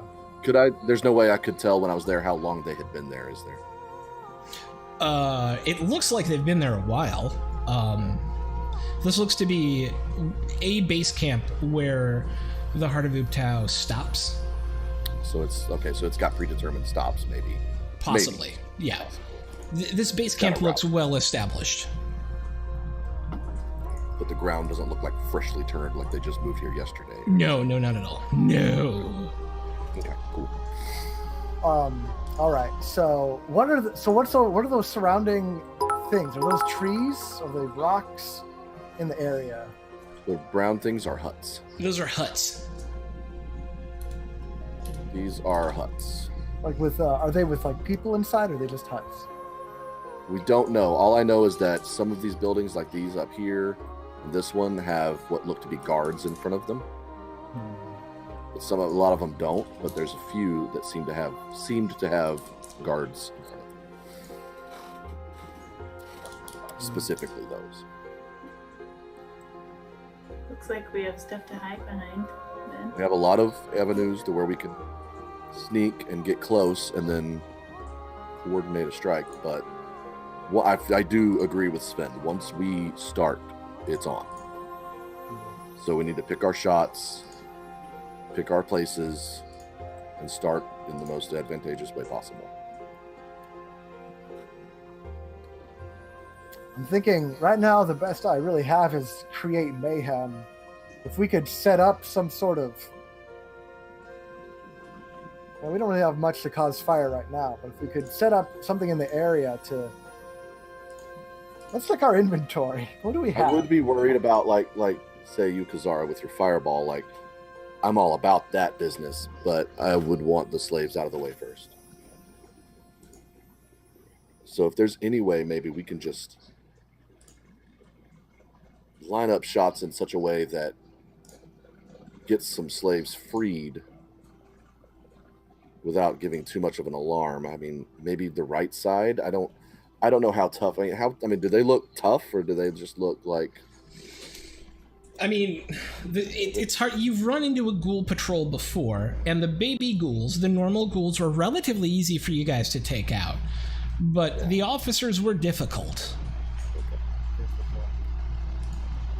That makes me feel like maybe if we go around that right side, there were four slaves working in the field, and only 2 looked like the baby ghouls, right? The ones with the lighter background are the baby ghouls, and then Yes. the red background is the commanders or whatever. Yes. And that would, in my opinion, if we can get good sneak attacks in and drop them quickly, that's 4 slaves that we've either freed or can recruit to help us cause more mayhem. And you see what I'm saying? Point. The more mayhem we can cause, the more distracted they'll be, and we'll have some advantages in getting through the camp and maybe getting behind them. And I like that. through the camp. What if we also, what if we didn't go on? What if we did pulled off that really quick, got the slaves out, and got information from them so we could understand better what's going on down there? Because right now we don't know. Is there a way I could send Rowena to like scout and see if there's like a group of the Tabaxi slaves that are not as closely guarded? Yeah, absolutely. So, as you fly her around, so I'm telling you guys, as you've been planning, I also had to remake Artis and Dragonbait in the in the character thing, because they came out with a new character thing called a Charactermancer, and it rewrote their it overwrote their characters, and so I've literally been rewriting them as you've been planning. So I have no idea what you're planning for the most part, which is good because I'll be surprised. As you're flying around, the area you find that may be the most advantageous to sneak into, and they don't seem to go into a whole lot, is up here. Oop. In the north, this area. Yeah, that... Okay. I just didn't know, like, because we are... I'm assuming, we are to the southwest of this camp? You are... Obviously, we can work our way around based on where you put us at the beginning. You're east-southeast of this camp. Oh, okay, cool. Well, then, yeah, we would want to come around the northeast side. I thought we were down here coming in at it from this direction. So if we can come at it from over here, that would be best, because then we could maybe take these 2 guards out over here and get these 4 slaves, hopefully without this guy seen through a building. If we can get these, and then see what maybe assistance they would be willing to provide in any kind of way, whether that's tactical or actual manpower. Yeah, I would just want to know if there are innocents in the huts, because if there are innocent lives that could be lost in that carnage, then that'd change everything. But I feel like there are. I think I'm going into it with the mentality that they are guarding that because they don't want something either coming in or getting out. I am assuming, because there are slaves, that there's something inside there. If I'm going to go into the assumption that we don't want to burn these huts down. Right. But if it's just storage for their evil whatever, then yes. that kind of chaos and mayhem would be really helpful in getting this to go. Because we could just get that whole area in the bottom out around the campfire, that could just be lit up. Yep. And that's the thing too, is that once we get these slaves freed, we can just quickly say, hey, what is in these huts? What are they keeping in these huts? Exactly. Yes. They would know. That's what I want to know. Then we know right then. It's like, oh, that's where they're keeping all their bombs. I'm like, okay, cool. Fireball. All right. And if it's like, oh, that's my brother. Well, okay, no fireballs. That sounds like approach from the right, get the slaves, figure out what the deal is, and then ask them how they want it, what they want to do. Like, do you want to fight or do you want to run? And let them choose what they feel is best. That sounds like a good plan. So we have a good plan for if the huts are disposable. If they're not disposable, we'll still have to move quick because we might be in trouble after feeding the slaves. Mm-hmm. What should we do? Plan B, we need to protect the people inside. How should we try and do this? Could I create a distraction? Mm-hmm. Somehow we create a distraction, or we just single combat through the streets of this place and just take it as they come. How would we create a distraction? I'd have to make a noise, or Thaumaturgy could do it. Light something on fire, or I don't know. It'd have to be a noise or something. You have Thaumaturgy, don't you? Sorry. Mm-hmm. Or try to enlarge something. And at the same time, Jax, I know you can go invisible. Yeah. You could go and try to sneak into one of these buildings and see what's in there without even having Zara, could you shrink the engine? I could certainly try. Ooh, or the big giant dinosaur too, if that doesn't work. How small could you shrink it? Is it small enough that Rowena could pick it up like a teapot? Like a freaking hawk? Amazing. Let me double check. Consider it to be large. It would have to be able to make a Constitution saving throw. Oh, and it would fail that. For what is it? Enlarge, reduce? Mm-hmm. Well, no, you're right. If it's unwilling, if it's an object, it wouldn't be able to do that anyway. All but right. If what do it's you mean page dropped, not found, ass butt? All right. Enlarge, if reduce. it's dropped, it would go back to normal size. Yeah, but because it's not a creature, it doesn't need to make a saving throw. It just happens. You're right. The target For size 1 is minute, I could reduce it. And Yeah. then we can just step on it. so it is large. You will reduce its size by half. Assume it is 10 foot by 7 foot. And so you will make it 5 foot by 3.5 foot. And it will only be 8 foot tall instead of 16 feet tall. Or, I'm sorry, it'll be 4 foot tall instead of 8 feet tall. That's That still, would be a hell of a distraction. that would That's distract true. the hell out of them, wouldn't it? What's the range on that? 30 feet. Oh, you have to be real close. Mm-hmm. What is that green token that's right next to it, below the... Hang on 1 second. Oop. The What is the green minute? token. Oh, it's just a pot. Oh, okay, it's nothing. Yeah. Okay. Yeah. I couldn't tell if it was a... Yeah, it's just stuff on the ground to make the ground look more interesting. Gotcha. Okay, so from the northeast side, from the river there, try to get these slaves freed, and then somehow, Kazara, if we can move you up this way, maybe using the huts as cover to get close enough. Let's 5, 10, 15, 20, 20. You can get to here and shrink it. You want me to just shrink this engine? Is that our... Okay. I mean, you don't have to do that. I mean, we can No, just I blow just- it up after we get the slaves freed, but It's the brand of stupid I really want to pull off right now. what level I spell trust is you. that? What level spell is that for? For enlarge reduce, I can only Yeah. cast it at like the level it's at. It's a 2nd level spell. Yeah, I'm not trying to waste Is there potential. any way to empower it? I don't think so. Damn. Yeah. I don't know. I don't know. I mean, I think the best that does is distract them for a minute. Turning I the don't- big death engine into a tea kettle and then kicking it away is the best solution. I'm down. Really. I also don't have a down. better idea. So. I'm also down with getting slaves out of there and dropping a fireball on it too. So I mean, Should I go in and it could be risky, but should I go and investigate invisible? I can also cast invisibility with my Cittern on you. oh, Yeah. you could, and I'm sneaky. To go check in one of the huts. Just stuff a potato in its tailpipe and then just it's Yeah, done. just There Bugs you go. Bunny and just stick my finger in Yeah. there.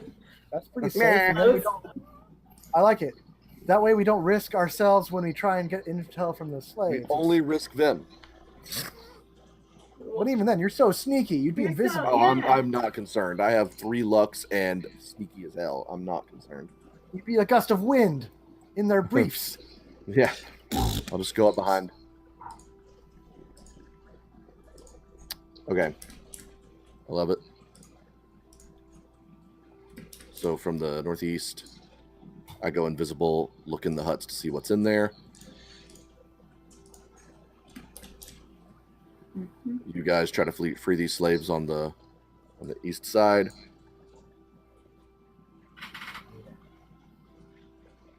I Let them mean, choose their fate, and then Artists will pipe up and go, my friend Dragonbait here, he's got it's called a Holy Avenger. It does serious damage to the undead. If you're looking for someone to just pummel someone dead. that sounds like the guy we want to bring. Sorry, artists. Well, I mean, I'm happy to come too, but I understand that stealth and quickness is also necessary in this, so smaller might be better for you. Yep.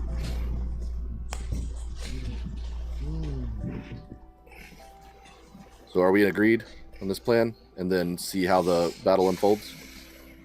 Wait, Yeah. so we're not battling yet, right? Though we're sending you in invisible, or we? Well, are we going to simultaneously do this so that we're all, or am I just going to go invisible and run up there and do more scouting? I think I'd like to do both. You do scouting, come back, I do tell us what the scouting. deal is. Okay. Then we do 1, 2, break. Okay, Would be scared, yeah. that'll work. Can we take like 5 minutes before we do? Yeah, so before we execute this plan, we're going to take a 5-minute break because some of us have to go potty and feed our cats. So we will be right back once I get all the right back stuff up. That's the wrong overlay. There we go. All right. So there is Be Right Back Where are you? Be right back. And then, does that work? Hang on. Yeah, okay, there we go. All right, we're out. We'll be back in a sec.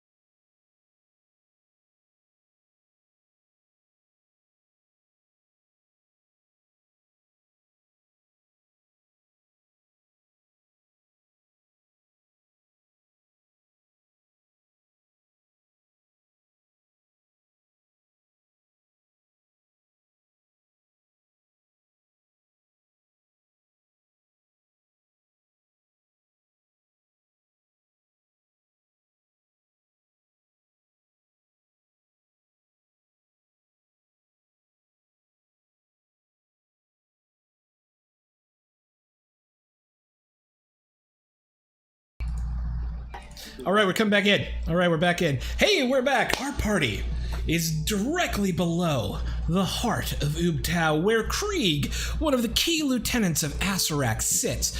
Krieg is a former compatriot of our party member Sven, turned evil and possibly undead. Now they find themselves about to assault a camp where a strange elemental magic is being used to create a machine that turns people undead. They are planning their assault, and so we turn it back to the party to tell me how the crap they're going to tackle this. All right. Everybody poop into your hands, and then we fling it on the count of 3. Yeah! It's gonna work. I don't know that Right. spell. Poop flinging? You don't know poop flinging?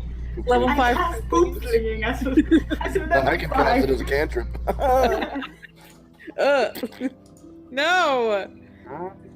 Stop! You're banned. I'm banning Fan right now. Shit, didn't mean to do that. So let's enter from the right side. Yeah. All right, so I'm going to make me invisible, and I'm going to go Yes. I'm sneaking gonna into the huts. make him invisible. You're playing the Cittern, right? Your turn, not Luke. Yeah, them's making direct eye contact with you the whole time you're playing it, and it's one of those looks of like, I love you, but I'm very mad at you right now. And I'm just like awkwardly playing it, looking at him like, sorry. Yeah, we're gonna have to make this thing very useful. And if I see an opportunity, and it has not already occurred, to shrink the kettle and get it out of there, I will battle yodel. Battle Yodel!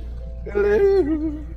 So either your discretion, Kazara, or when I start battle yodeling, just let loose on that canteen. Oh, That's a God. solid plan. You know, Throck, we can see those, right? Yeah, I'm just pre-rolling. It's fine. Okay. Wanted you to see him. I Am want you I- to know. You remind me of the cross you... Sorry. It just happens sometimes. I can't help it. Okay. Break into Alanis Morissette songs? So somebody walk me through your plan, top to bottom. Tell me what happens. I literally had to rewrite 2 characters as you were making your plan. So Oh, good. Well, we already did it. We already killed all the bad guys, saved all the Sweet. slaves. yeah, Nice. nicely done. No dice rolls involved. I love it. This is a narrative game. We are really good at role playing. That's why. I So love good. it. You're very efficient. All right. So what is your actual plan? The Jax plan has just played her Cittern to turn me invisible. Okay. I am sneaking through the camp looking in these huts to see what they're protecting and or keeping imprisoned. All right. So it doesn't make you soundproof. That's fine. I'm sneaky as hell. So make me a stealth check with advantage. Oh, I thought we were breaking the plan down for you. I didn't know where we So, were yeah, going. Oh We're yeah. gonna break up the plan. Oh, I'm Yeah, sorry. there's Yeah, more you're to gonna it. sneak into the camp and That's be phase all one. invisible and shit. Yeah, phase 1. Phase 1. Phase 2, everyone else is going to be going for this group of slaves over on the right side. Okay. Taking these dudes out to try to free these 4 slaves as our initial thing. Okay. And we're going to see if either they want to run distraction or give us intel or just run away. And Okay. I kind of feel like maybe it's their prerogative, but I'd like them to run distraction. That'd be real cool if they maybe want to fight for their brethren. For sure. I will And persuade them to cooperate. yes, and if Sin wants to persuade them to do that. Kazara's plan, we're going with the shrinky, right? Are We're we gonna doing that? shrinky dink this bitch as We're soon as gonna I get the opportunity. She's gonna reduce. I just the need to machine. be. She just has to get within 30 feet, which is like right here-ish. I had to be by the dino. Yeah. Well, you can come around this way where there's no bad guys at all. So I've That's given why I you was guys a thinking we little were bit of coming extra from up here. grid. Because you said you're coming in from over here, right? I was thinking we would come in from this side, but if we can't do that, Yeah, but I mean, you've got casters who probably don't want to engage at 15 feet. Maybe. I don't know. no. That's I just meant like from that direction, from the northeast. Yeah. That way, Kazara can move her way, over here to get Yep. in safety behind all these huts, and then shrink that thing. Free all these dudes, while I go invisible and look around in these huts to see what they're hiding. Okay. All right. Then you report back. And then we run back over here. Hopefully these slaves are freed and have agreed to assist us in liberating the camp. Yeah. Before if the Kazara huts are shrinks full of innocence, at this part, if it's full of innocence, then we have to do the shrinking. That's right. If there's not full of innocence, we just... Yeah, then we just I will set fire fireball. to this. Yeah. So it's either shrink or fireball, depending on what's inside the huts. But they're going to free these guys while I'm sneaky. Right? And That's ideally- simultaneous? Yeah. Oh yeah. Ideally, you could fireball this patrol here and get a lion's share of the huts as well. Okay, so I will say this that one, your sneaking and looking into huts is going to take way longer than their engaging in combat to kill the ghouls who are over by those slaves. Okay, Right. so I'm assuming So I'm that just this thinking about hut right your here- time. Right. This hut is Yeah. being guarded, correct? Yes. That's what this guy is right here? Yep. You Yes, just that moved has. somebody. I moved a ghoul. Shut it. There we go. So if I'm invisible, I want to look in here, because that way I'm not far from them. Yeah. So when we Okay. come in, I silently and visibly try to infiltrate this building to see what's in it, Okay. and base my judgment on what's in all the buildings based on what's in this building. Okay. So here's That way what we're I'm going not to do. I don't want to go hut to hut. I just want to get into one, see what they're doing, and leave.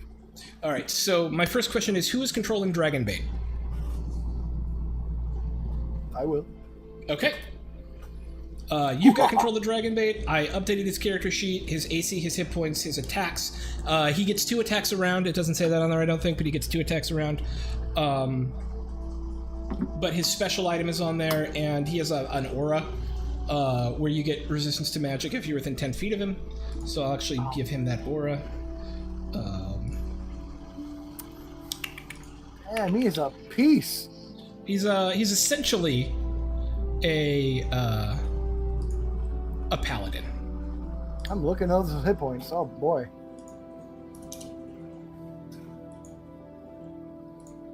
He's a monster. That's racist. Nah, Okay. this guy.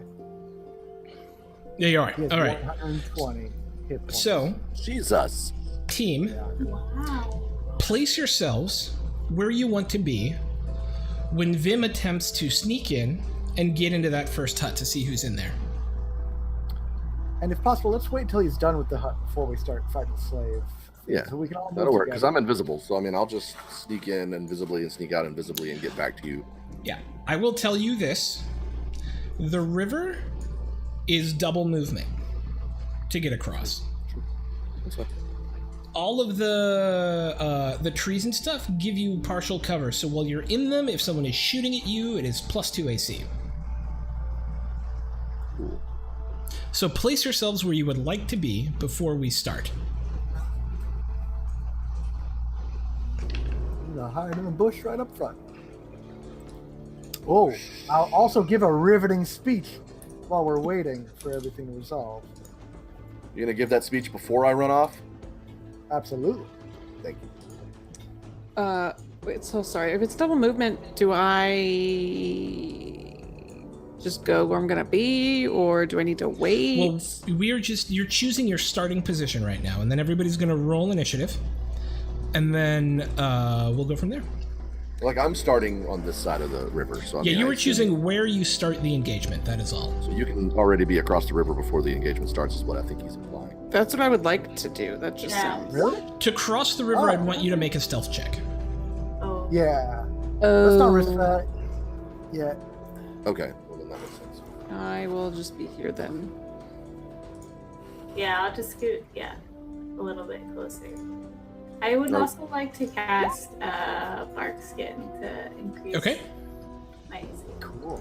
All right, do it. Am Now, I- Bark Skin so is I- a concentration Oh. spell, so it just means you can't have another concentration spell up while it's up. Oh. Okay. Oh wait, are you casting it from the citern? Yeah. Then you're fine. Okay. Bark skinned. So place yourselves where you would like to be. That includes you placed- Dragonbait. So you placed me down here. Am I just already there? Yeah, you're gonna start the engagement hiding in that shit right there. Okay. Are we bringing Okay. Ghost into this? No, Ghost, no. There's no controlling What? Ghost at this point. Yeah. Oh Ghost yeah, is no longer a controllable thing. Then everybody, Lock your uh, Sven, All tell of me where us- Dragonbait goes before you say anything else. oh, yeah. I want you guys to get set up, and then we'll figure out the I was next. doing that too. I'm trying to ward the temporary hit points. Oh, So I okay, can only yeah, use 6 do it. people. Yep. Well, you've Um, got 6. Everybody and Buyer and Dragonbait. So that's us 4, Dragonbait and Buyer. Yep. All get. But it was before I ran across, right? That's right. I'll get 9 temporary hit points. Nice. Make sure to mark that on Dragonbait's character sheet. All right, and all right. Now I'm putting down where it's at. Dragonbait. Dragonbait. Hoo-ha. Dragonbait. Can I move him? Should be able to. Everybody should I have can control move. over him. I can Yeah. move me, but I can't move Dragonbait right now. He should. yeah, I Let me can. do it again. He should be editable and controllable by all characters. So try now. All right. It's not. His character sheet works for me, but his token does not. Well, that's I fine. can't I'll move just do it for you. It's cool. Where do you want him? Just move him up in the closest, farthest up square he can be. I think So, that's right like, next to Buyer right now. Here? Oh, like right next to Buyer? Whoa. Okay, there we go. Oh, that's his aura. Yeah, I thought this that is was our aura. starting zone. No, or no, no, something. no, no. That's his aura. Oh. Yeah, yeah. Oh, that changes. Of magic resistance. Yeah, yeah. Okay, well, I'm not moving anyway, so yeah, Okay. it's all good. Okay. All right. So, I want everybody to roll me initiative.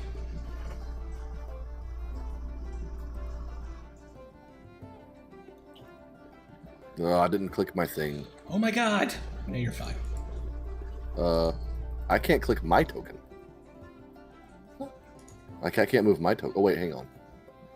Are you sure you're not on your... Yeah, you were on All your right, I got measuring it, stick. yeah. I was on okay. the measuring thing. Okay. So, Vim, what did you roll? You rolled a 7? A 30. An 8. I rolled a freaking 8. Kazara we got, and then Buyer, and then Dragonbait needs his initiative as well. Wait a minute. Hey, Yes? I can move Kazara, but I can't move Dragonbait. So. Yeah, no, it's fine. Just don't move Kazara. don't. Stop it! You're in the hut. Okay. To the hut so, with you. Can you roll me Dragonbait's initiative? I'll put you. And I will add him to the tracker. I can't click him. You I can't click him at flip all? He's uninteractable. Yeah, That's what But I can move Kazara, so that's a big bonus. It says can be edited and controlled. Hang on, let me try this a different way. You can just be meat snipe. It's fine. Let's try that. All right. Oh, I'm Kazara. Oh, I'm so lovely, and everybody likes me. oh, you know what Still I a did? bonus. That's Hang on a fireball. sec. Let me get rid of him. Let me get rid of him and do this. You There we go. nailed my shitty Try British now. accent. Gotcha. Rocky. I got him. Crikey, my name's Kazara. Cheerio. Oh, adorable. Oi, Can- wankers! Have you met Rowena? She's in my bed. My bed. Ha! Just rolled a little bit. Oh wait, Into a roast of all of our characters, so it's like, don't be mad. Well, welcome to the party roast of Heart of Darkness. yeah, the Heart of Darkness roast night. Seriously, Sven. we should do that. I'm Can Vim. you- I'm just mad about everything. Sven, can you Yes, control Dragonbait now? No, I've been clicking this whole time. I really want to I control literally but deleted man, him and put a different token down. Wow. That's Am funny. I? So, can everyone? Okay. Can everyone? Am I on the same page with everybody? Do I need to reload or something? Oh my god, no. Is it Okay, it's fine? fine. It's fine. I will just... Okay. Okay. Okay. All right. It's so Yeah. weird. Can you see me moving Kazara around? Is that Yes. happening? Yes, we see that. Yeah. Stop that. Nice. Okay. Got it. Okay. Okay, so I will roll initiative for Dragonbait. Focus. People. There you go. Man, I'm just All gonna blame Roll20 for that. Yeah, that's a roll 20 thing. I don't know why it's not. All right, so all right, so we're really starting with Vim because everything's going to kind of trigger off him. So Vim, roll me stealth with advantage. Stealth with advantage. Click. Okay. Crit. You are able to easily sneak into this first hut here, where you see 3 very sickly-looking tabaxi laying on pallets. Damn. All of whom, one of whom notices you and goes, help. I'm invisible. Oh, you're invisible, never mind. No, who doesn't see you at all and doesn't, and just says, help, help, help. Give him a high five. I go. Blow in his face like, oh. Okay, so I'm going to take that as there are prisoners inside, and there nothing's else happening. They're literally just laying there, right? They're just like they're off shift. Basically, They is look what I'm really assuming. sick. They look really sick, like, Yeah. and they don't look like they're being helped. They look like they're being. No, they look like they're literally being left to die. Okay, cool. Out, back to the party Okay. with my critical stealth check. Yeah, you're back. Move yourself Guys, back into me. There's them tabaxis in there, in that hut, and I assume that means they're in the rest of those huts. So I think Shrinky Dink is the way to go. It's like Operation Kick the Can is a go. Operation. Operation Kickaroonie. So I moved back. Okay. So what are you guys doing? Okay, Well. so liberation of the Eastern Fields. The northeast the- quadrant. Yes, the northeast quadrant shall be liberated. The central quadrant shall be shrinked. Are we doing this simultaneously? So I would say Kazara and maybe me and Kazara can go towards the middle. Do we have to go in turn order or? Right now you're just talking. I'm just Okay. yeah. So maybe Essentially, ooh. until you guys attack, until you say I'm going to roll to do something, we are not That's in what it turns. Yeah. Okay. So, Sorry. Go ahead, Vin. no, just we want to get you to the machine, and we need someone to go with you. So I'm volunteering for that job. And if everyone else wants to go over here and then work their way towards the middle, maybe. How does that sound? I really want to stay with all together if possible. So I think Okay, once so you want all of us to starts popping liberate, off, then move. Yeah.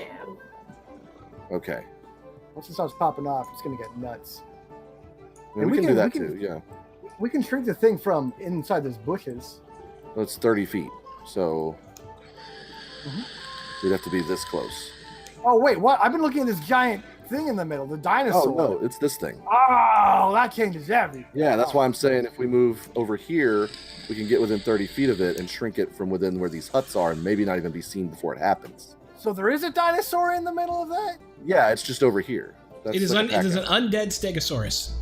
Ah, good googly moogly. But Change everything. this is where we're wanting to get to as far as shrinking something. Ah, This throw my contraption. papers everywhere. All right, perfect. No matter. So okay, well then okay, let's get the slaves to. It's an undead stegosaurus. Yes. Everything here is undead except the Tabaxi, as far as we know.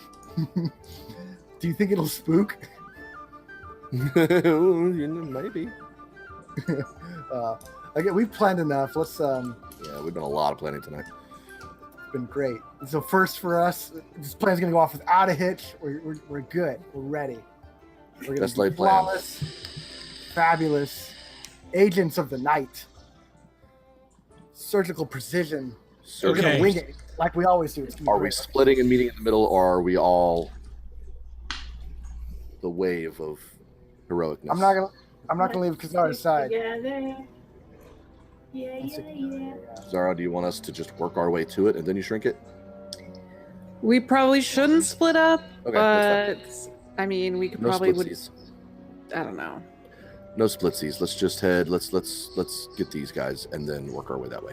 Maybe we can get these guys pretty quietly and not alert the entire Yeah. place. Maybe, possibly. Maybe. Yeah, because if we start at this group here, I just need to be like right by the side of this building. Yeah. to okay, reach. All right, so we'll get these guys and then sneak you up to the building, and then we'll do that. All right, cool.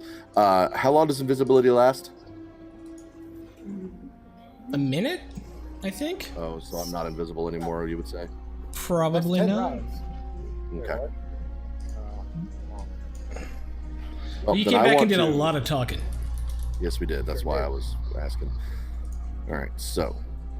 Invisibility lasts up to 1 hour. Oh. Yeah. Well, then maybe I still have invisibility and can just sneak my way right behind this guy and do some advantage stabby Okay, works for me. before everybody starts bashing away. let's do it. So do I need to roll a separate stealth attack, or is my invisibility kind of... Oh no, we don't have to keep rolling your stealth. Okay, cool. So I'm going to attack... Place yourself with... where you are going to be. All right. And is everyone else waiting where they are right now?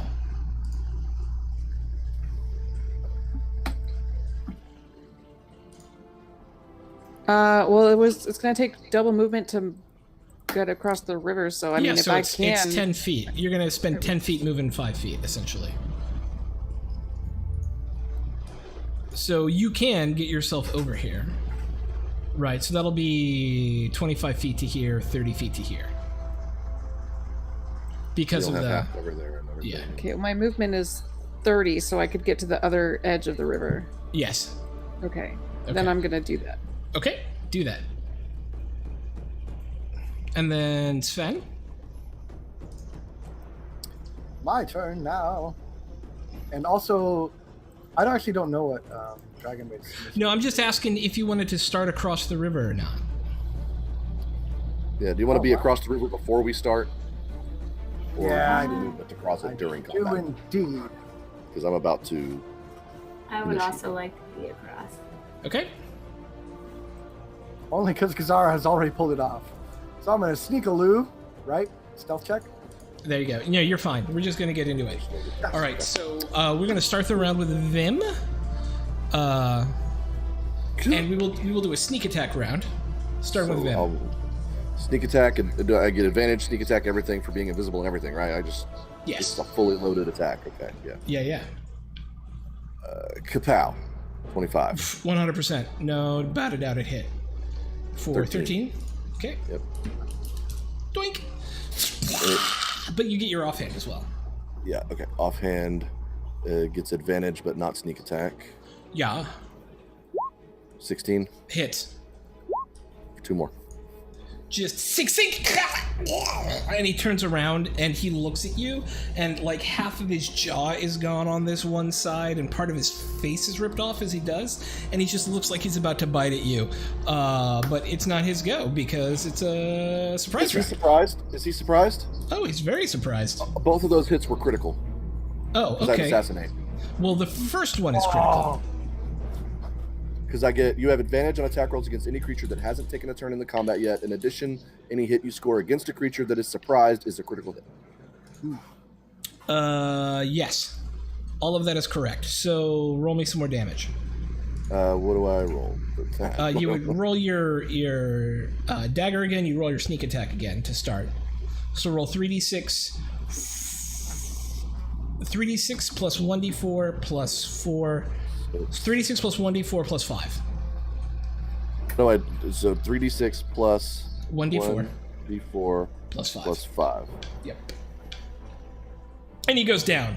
You just come up behind him, and you get him across the neck, and there's this horrible, like, cutting raw meat sound as this... And nobody even noticed that he went down.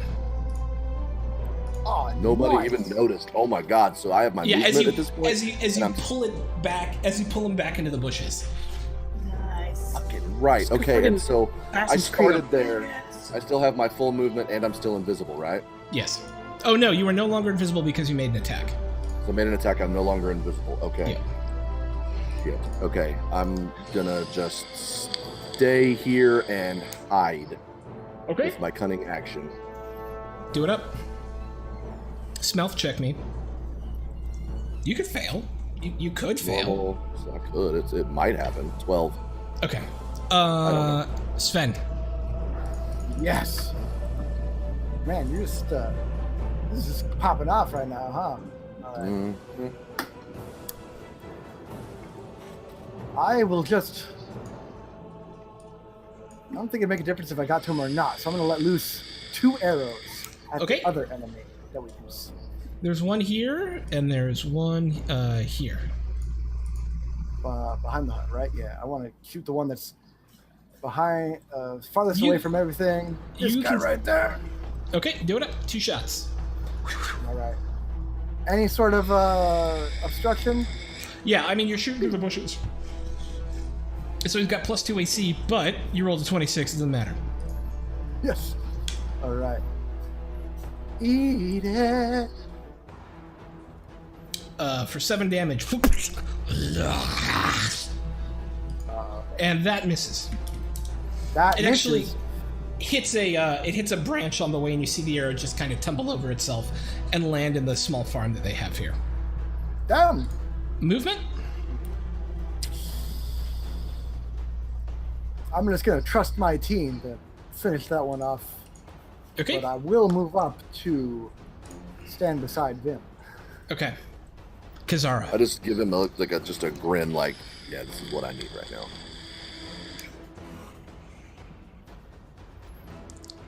Kazara. Oh God! Hey, you're not allowed to make me blush while I'm DMing. It's not fair. So these guys are not the slave tabaxi. They are bad No, These dudes. are are slaves. Yeah. Oh, that guy was okay. Gotcha. I'm gonna move up. Yeah. I'm just gonna hang out by Sven because that's Okay. smart. Smart. Sport. Oh wait, actually, if I were to get up to one of these tabaxi, so if I were to move like right here, Yeah. JK, Got you. K quarter, could I speak to the tabaxi and? Yeah, you could go up and talk to him. It is a female tabaxi. It's hard to tell age on these cats, but she looks kind of hunched over, like she's been working in these fields for a little while. And she kind of looks up at you, startled. If you're physically capable to run now. I'll protect you. Okay. Or tell us. Wait, we already know what's in the things. Do we need them Yes. for anything else? Sorry, I said to just sidebar. Unless really they quick. want to run interference for us. Oh, okay. If I can, DM, I'll say if you want to run now, and we'll do what we can to protect you, or you can stand and help us accomplish our task. Free your people. Okay. You see her because. Do you have any other action you're taking? No. Make a persuasion check. Okay. She gets this kind of steel in her eyes. And then on initiative 1, which is when the slaves are going, she walks over here and picks up that ghoul's short sword and looks at you with a... And this Yes. one I kind just of kind of starts take to my move this way. dagger and just kind of tip it to her, saying, yeah, let's do this. And if they're Okay. armed, I'm going to give them a little... But these kind of start moving this way right now because they don't have any weapons. Love And then... Jax. I'm going to cast. I want to cast Hold Person on that. Okay. Um, It's a saving throw for me, right? yeah, Wisdom saving throw. That's going to be a big failure. As this one, you see it suddenly become rigid.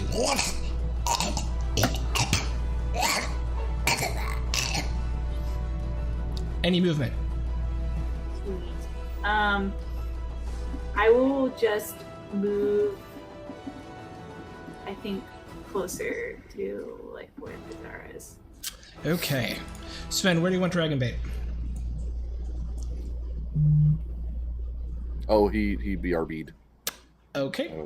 Oh, Dragon Bait will move up here yeah, and hand a dagger to this commoner. that's, yep. And then Buyer. is gonna move up over here, and he's gonna shoot a guiding bolt at that ghoul. Radiant damage, motherfucker! The one that's held? No, the one that's not held, because I don't want the one that's held to break out. Yep, cool. Let's see, where's that at? Or not a guiding bolt, a sacred flame. So it's gonna be 2d8 damage if he hits. Wait, AC is hits. Yeah, nice. Okay, 2d8 damage. Boink. So that's 12. As this green gold light just comes and blows a hunk out of this ghoul's shoulder. It's still up, and it's certainly alerted now. And we're back to the top of the round with Here him. we go. Top of the round with me. Okay. I'm going, let's see, how far away? Okay. And we got, okay. So I want to go around to here. Why am I, no. 10, 15, 20. Do that. 20 feet of movement to there. Yep. As a bonus action, can I hand a dagger to here? Yes, but it is your bonus action. Yep, that's fine. Okay. And then for my main action, I'm going to short bow at this one right here. Okay. And I'm no longer invisible, no longer anything. So You were short not bow. invisible, you're not anything. It's just a hit. It's just a hit. Hit! 13. And it does. It's not. Okay. And 7. Still up. Great. Now I'm As- going to use my other 10 feet of movement to move right over there. Okay. Behind that hut. And then Sven. Yes. All right, he is still up. I will continue to fire upon our enemy. Okay. I wasn't here for a sec, so has everyone else noticed us? Yeah, you guys are in combat at this point. We are in order now. All right, here we go. Let's see if any of our informations were right. Boom. Oh yeah, who are we shooting at? Oh, yeah. This one? Or- The farthest one. Or Okay, is that- he is held. That one? You Hell, saw so he can't do anything. if Jax you- hold. Yeah. My mistake. That one over there then. Okay, it hits. Phew. And Close. with this, like, you hit him straight in the center of the forehead, and you just see him kind of flip backwards and smash into the ground as he goes down. Oh, these are great. These guys are. I love them. All Who else right, has noticed us? everybody at this point. There's Okay, combat, it's all. and you start hearing orders being shouted, and the ghouls look at the armored ghouls look at the ghouls who are with them and start going. And you see the ghouls, even though you can look at the turn order, it's not their turn. Advance 15 feet. I'm going to fire upon this one then. My second shot. Oh yeah, you have a second shot. You're gonna shoot which one? I'm Can sorry. you see it? This one? Robin has another shot. Yeah. It will have you can cover, go so it's gonna be guys. +2 AC. Oh, okay. Blah. Feminine type But you, thing. I mean, when you crit, and you got a crit, right? What's life without a crit? Exactly. You crit, you Oh, crit. I'm just living that crit life, baby. Crit life. All right, so I guess, and I don't know if. Oh, actually, now would be the time to place a little duty on his head with my. Throw a little duty on him. Yeah, you I just wonder if I like can menace him. move your arrow through the butt crack to get the duty on it, and then never mind. Yeah, I don't. It's probably actually not worth it. So I'll just do regular crit damage. Here we go. Okay. For 21, 19, yeah. Yeah, everybody's fully engaged at this point. Yeah. As the arrow kind of sticks into his gut, and you see him double over for a second, and then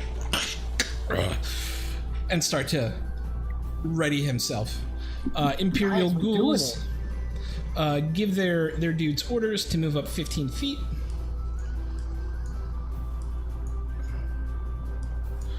And 15 feet. Oh, I'm also gonna move in front of Kazara.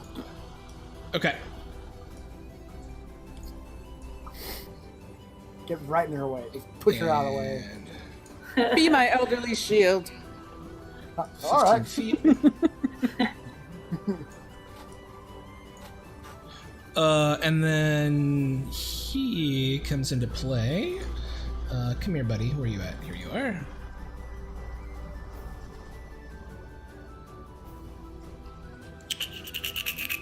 You see this one ghoul over here step up to here, and he starts channeling this magic and chucks at Sven 3 firebolts.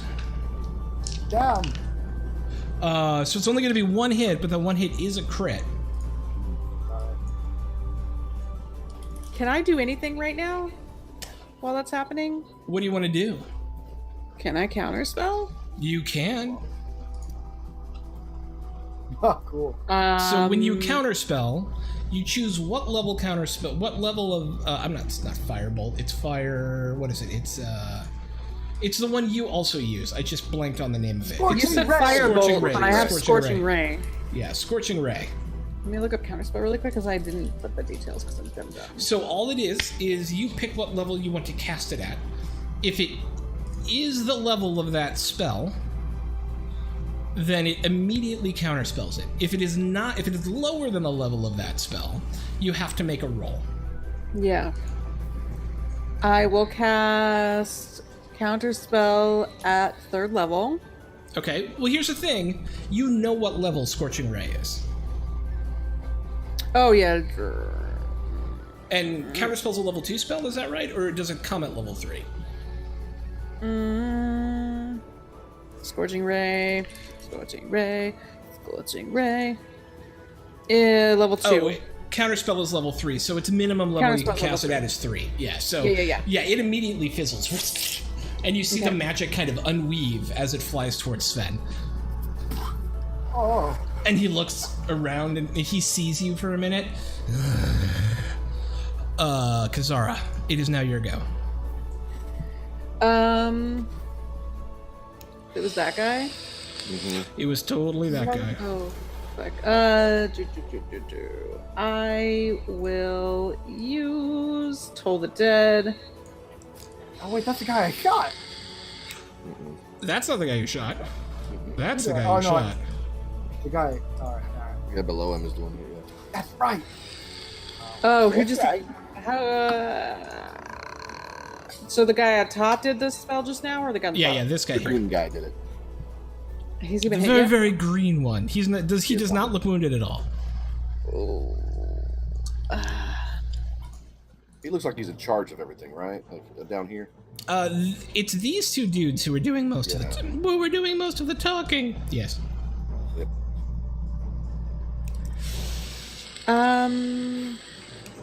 I will do Scorching Ray at this guy who just... This bro. This bro Nice. Chacho right here. Hey, bro, Chacho. Do it up. 3 attacks. Hits. Misses. Misses. Okay. Well, So the first one hits.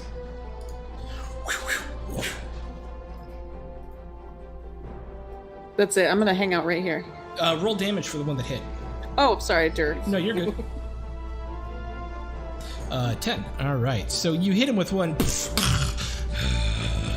And now he's super focused on you. Roll me a d12. Roll me a d12. Slash roll space 1d12. I'm sorry. Nice, 119 out of 123. That's pretty good actually. You passed. Very good. Yeah, that's an A plus. My finger got Okay. slippy slip. So the other 2 firebolts, thankfully, miss the thatch huts and just impact into the ground. This ghoul back here starts shouting orders. Let's see, who's in 30 feet? You're in 30 feet, you're in 30 feet. You're in 30 feet, you're in 30 feet. Okay. And he goes, and these guys all start moving up as well. 5, 10, 15. 5, 10, 15. 5, 10, 15 to there. Okay. And does he have any other action he's going to take? That's his action. as opposed to his non-action action. Nope, that's it for him. Oh no, he's gonna, yeah, he'll shoot his crossbow. Let's see, who can he see? He's gonna shoot it at that civilian right there. What? And was gonna hit, and they only have 3 hit points. So, Shit. the Vim, the civilian Tabaxi you see just gets spun around. He's got this heavy, like almost artillery-looking crossbow. He brings up and he just gives a quick smile and goes, and this poor elderly male Tabaxi falls to the ground dead. Boink. As the dagger falls out of its hand. Someone grab my dagger! And then it's the ghouls go. So this ghoul's gonna move up to here. This ghoul's gonna move up to here. This ghoul's gonna move up to here. That ghoul is held. So slow. Well, they could move further. They're just not. You've run into ghouls before, and you know that they could do more if they so chose. They're just not for some reason.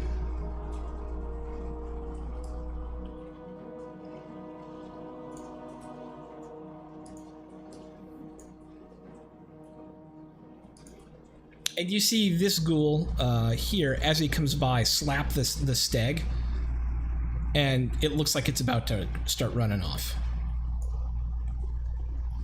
And then... Away or at us? At you. Womp womp.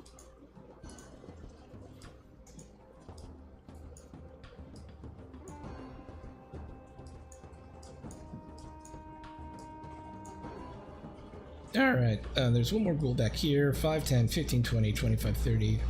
There we go, sweet. Alright, and then they're going to shoot a bunch of short posts at you guys.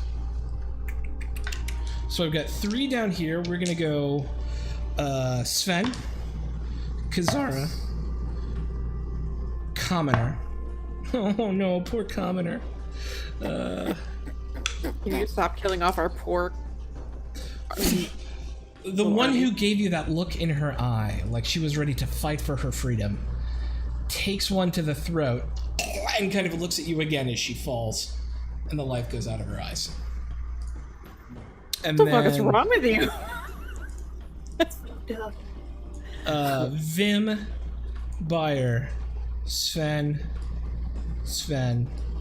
Bayer. Okay, so I do promise to protect them. Now I'm a one liar. hits on Bayer. No hits on Sven.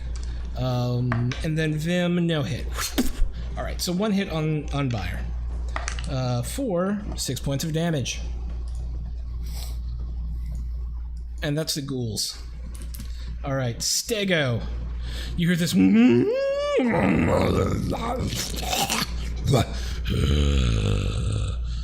And it starts 5, 10, it can move through friendlies, 15, 20, 25, 30, 35. What's your full move, Steggy? 40. It gets up to here, as it looks like it's trying to charge into you guys. Alright, and that's Steggy. Jax. Oh. Well, I would like to scream and run.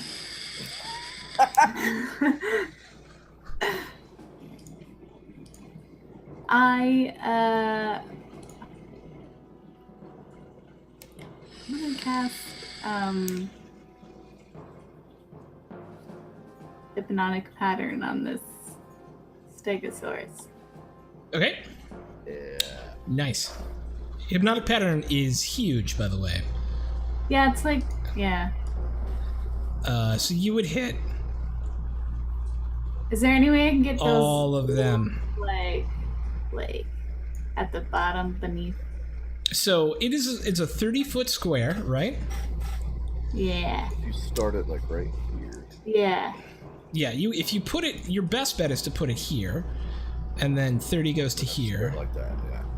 and then 30 up to here. You'll get you'll get 4 ghouls and the Stego. All right. Let's do that. Okay. So they need to make a wisdom saving throw? Yes. All right, so we've got some ghouls who have a very low wisdom, none of which make it, and a stegosaurus with a very low wisdom but rolled a 17. What is your spell DC? It's 14, I think. No, or 15. Okay. So the stego is actually able to shake it off, but these guys are not. And you see them just dazed in the light of the thingy. For a moment, you all see this flink as these pretty colors flash like there's an explosion of fireworks, and 4 of the ghouls just look up at them and become entranced. And as they fade away, the ghouls remain entranced. Nice. But that means the whole person is no longer on this ghoul. Oh, farts. Still. Oh, farts. Anything else, Holding Jax? one ghoul or holding a bunch of ghouls? And I'll just stay where I am right now. All right. Dragon bait. Yes. The hero I've been clamoring for. All right, he's gonna. I can't move him. So I'd like him to charge right on up to this stegosaurus in front of me. Yeah, buddy. Get it. And if possible, one step up, just so we can get Jackson Buyer in that magical ring. Sure. Oh, thank you so much. All right, then he's gonna Or just one more and get Vim in it. wait. Yeah, that's great. Let's do that. Everyone's protected. Yeah, there you go. After some tactical adjustment, Dragon Bait swings into action. Are you able to roll with him? I just clicked it, and I don't know. Did it do anything? It did not. That is intensely frustrating, but we can roll with it. Oh, wait. It says advantage. There we go. I got There it it. is. Oh yeah, that hits. Now this is a Gonna Holy ask Avenger, and that is undead. So Ooh, you have a boy, little my- thing. It does an extra 2d something damage. My roll 20. 2d30. Fuck it up. But yeah, all right. So do I have to click that? You'll roll that, and then you'll roll the additional damage it says on the right-hand side. Got it. Manually, you mean? Roll it manually? Yeah. Yeah, just click for the Holy... So it starts with 12, and then because it's undead, you do additional radiant damage. Nice. Yeah. The whole Whatever it says on the side. Yeah, there you go. Another 8. So 20 points of damage. As Dragonbait pulls this sword out, it starts glowing this holy aura around it. Almost like this radiant flame climbing up the blade. And he just swings up the front of this undead Stegosaurus. And cuts, you see its neck there, and kind of cuts this line up it as he does 20 points of damage. Oh, I love you, Dragon Bait. Let's do it And he again! gets a second attack, yeah. Oh yeah, I mean, come on now. Man, you guys should play this guy just to get to swing his sword around. It's great. So 10 plus the radiant. 20. Oh. Another. As he Just comes 40 down, points. this time he puts his sword halfway through the Stego's neck, and there's this from it as it's already starting to look hurt. He's just chopping? He's just chopping wood, kids. Chopping wood. Oh. Anything else that you want Dragonbait to do? You know, I think I've done all I can here. All right. Feels good. Bayer is going to do something. Vim Maybe. dies, I'm just going to take over Dragonbait. Right? Just take over as my character. He is like 2 levels ahead of us. So that's, you know. All right. So you see Bayer raise his hands into the air, and this golden dome comes over each of you. And as it does, these particles of energy fall into and suffuse you, and for the first time since before Bryn has died, maybe you have felt hope, but you feel this intense hope rise up in you as each of you now has advantage on wisdom saving throws and death saving throws, and whenever you're healed, you will regain the maximum number of hit points. Whoa! Fire! beacon of hope, bitches. I love your beacon. How So long remember am I that. beaked up? At least a minute, unless he loses concentration. A minute, yeah. Okay. Okay. And that's going to be Byers' whole go because he's essentially a healing backpack. And then Vim. Vim is loving what he saw from Dragon Bait on that Stegosaurus and feels compelled to help take down this beast. He would like to run right up onto him, let's click the right thing here and maybe do here so we get some flanking. Yes. Sound good? Yeah. Yeah. 10, 15, that's half my movement to do that. So I get my advantage sneak attack. Sure. Bladao. Crit. Crit. Nicely done. Bladao. For 22, 29, 31, 32. Yeah. Right? Yeah, this is good. This is real good. You're not going to kill him, but this Damn it. nearly takes him down. Just give me some narration of how badass this is. I literally just want to rip around there. He's facing Dragon Bait, I'm assuming, because he just got his throat cut up. I literally want to come around the side, slide up under, and I want to dig in where he's already been cut, and then just like, as I'm sliding, just take my dagger and just like ripping stuff out of that wound. Hell yes. So you actually, it looks like you're here, right? But what happens was you actually start over here and run and slide underneath him, right? And you started his wounds with both your daggers out and just starting in the wound that's already been slashed, cut underneath. And as you do, just all of this gore and ichor comes out of him as you just do this intense, really intense amount of damage with your first blow. You slide underneath, cutting him from stem to tail for 32 points of damage. He's still up. Oh, yeah. Give my offhand attack Sure do.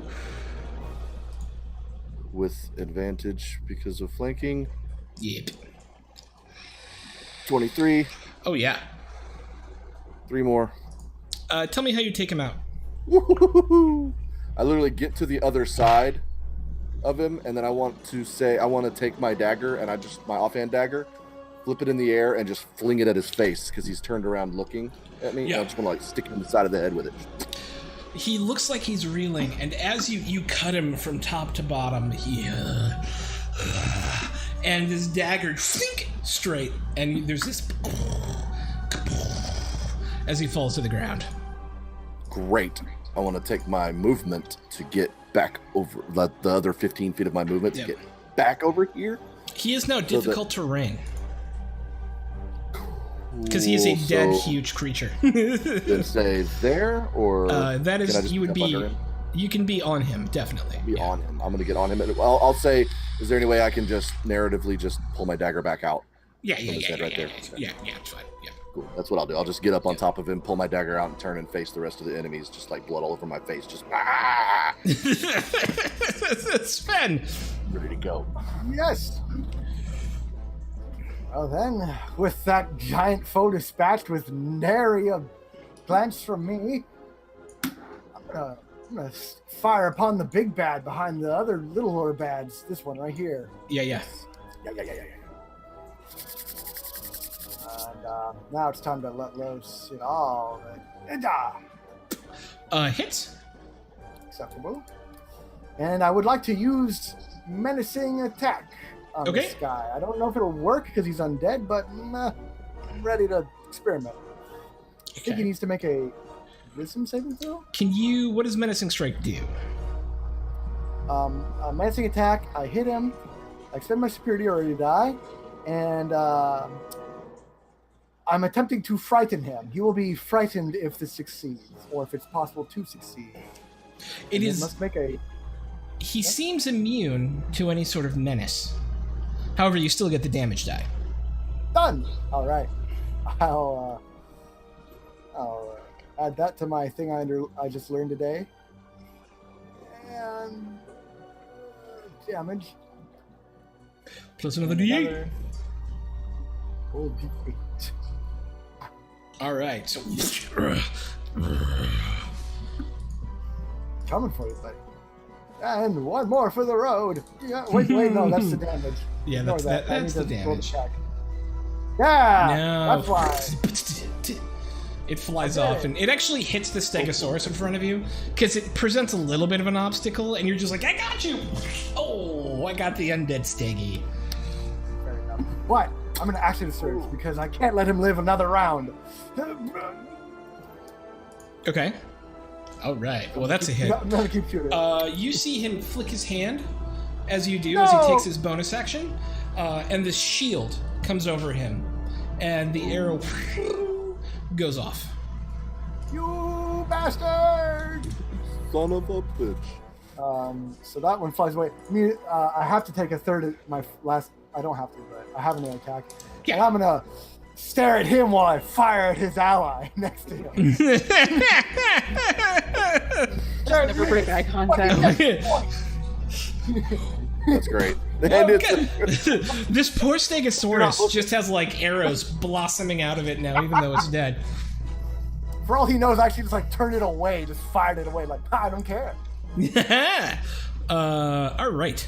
So, anything else, Sven? No, I think I'm gonna be a good round. Yep. All right.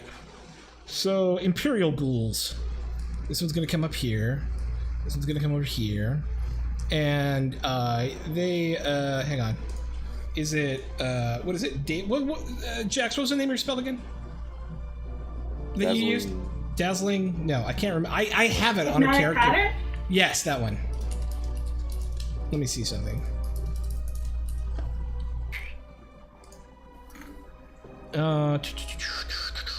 They get busy when they get close. This ghoul is going to use that Imperial Ghoul is going to use its action to shake him out of his stupor. That Imperial Ghoul is going to use his action to shake him out of his stupor. This ghoul is going to come up. Oh, that's not the ghoul's go. This Imperial Ghoul is going to move up here and order his men forward 15 feet. Go forward to here. This Imperial Ghoul, they are now joining the fray. 5, 10, 15. As they come across the river. And he will move through friendly spaces to get up to there. And you have way too many hit points than you're supposed to for this encounter. And adjusted. And then... that's it for them. Dracul is going to fire again at his chosen target of Kazara. Seeing another wizard on the field, he knows to kill the wizard first. Just fuck right off. Does he get disadvantage because of the stego? No. You guys don't get disadvantage either, though. So. Okay, cool. And he's gonna do the same thing as before, but he rolls a 6 and a 2 on 2 of the 3 attacks, but the 3rd attack hits. As a scorching ray comes at you for 11 points of damage. Can I counterspell? You can. It'll use a spell slot. It'll use a level 3 spell slot. Well, I have those temporary hit points. I'll just take my medicine. Okay. How much? 14? 11. 11 points of damage. 11? Oh, I'm fucking golden. All right. And then he's going to use his action to come back around here, out of line of sight. He hopes. And then Kazara, it's your go. So which Deuterino just shot at me? The guy who went and hid behind this thing. Oh, you... Oh.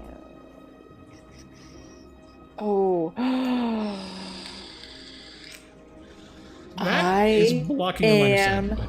going to... Do it! Fireball.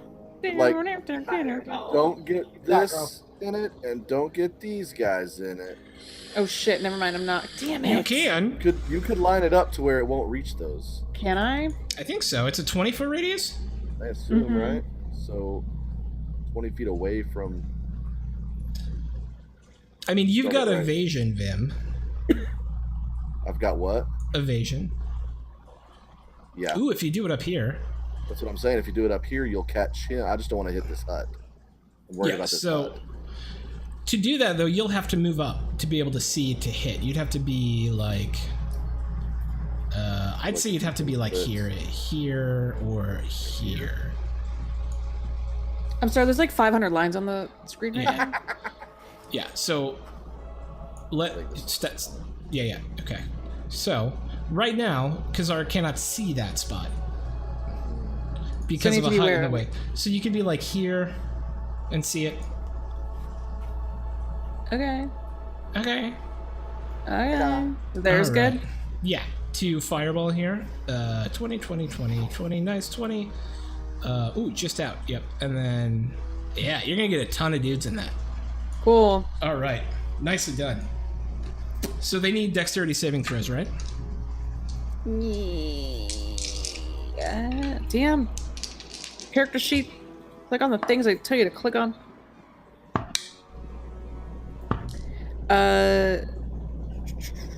Dexterity saving throw. Yes. All right. What is your spell DC? 15.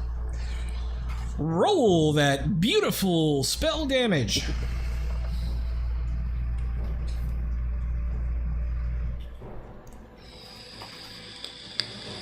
$27. All right. So in an epic ball of fire, as this right that lands right about here, 27 points of damage. Okay. Are you in it? Yeah. All right. Dead. Dead. And then half of 27 is 13, because the Draco actually made a save. But all these dudes are dead. Congratulations for killing like 8 guys. In an arcane explosion of doom and destruction, the smell of charred flesh starts to fill the air as 7 of these ghouls just go up in flames. But there's also actual flames as all of these huts start to... Stop that. All of these huts start to... Stop that.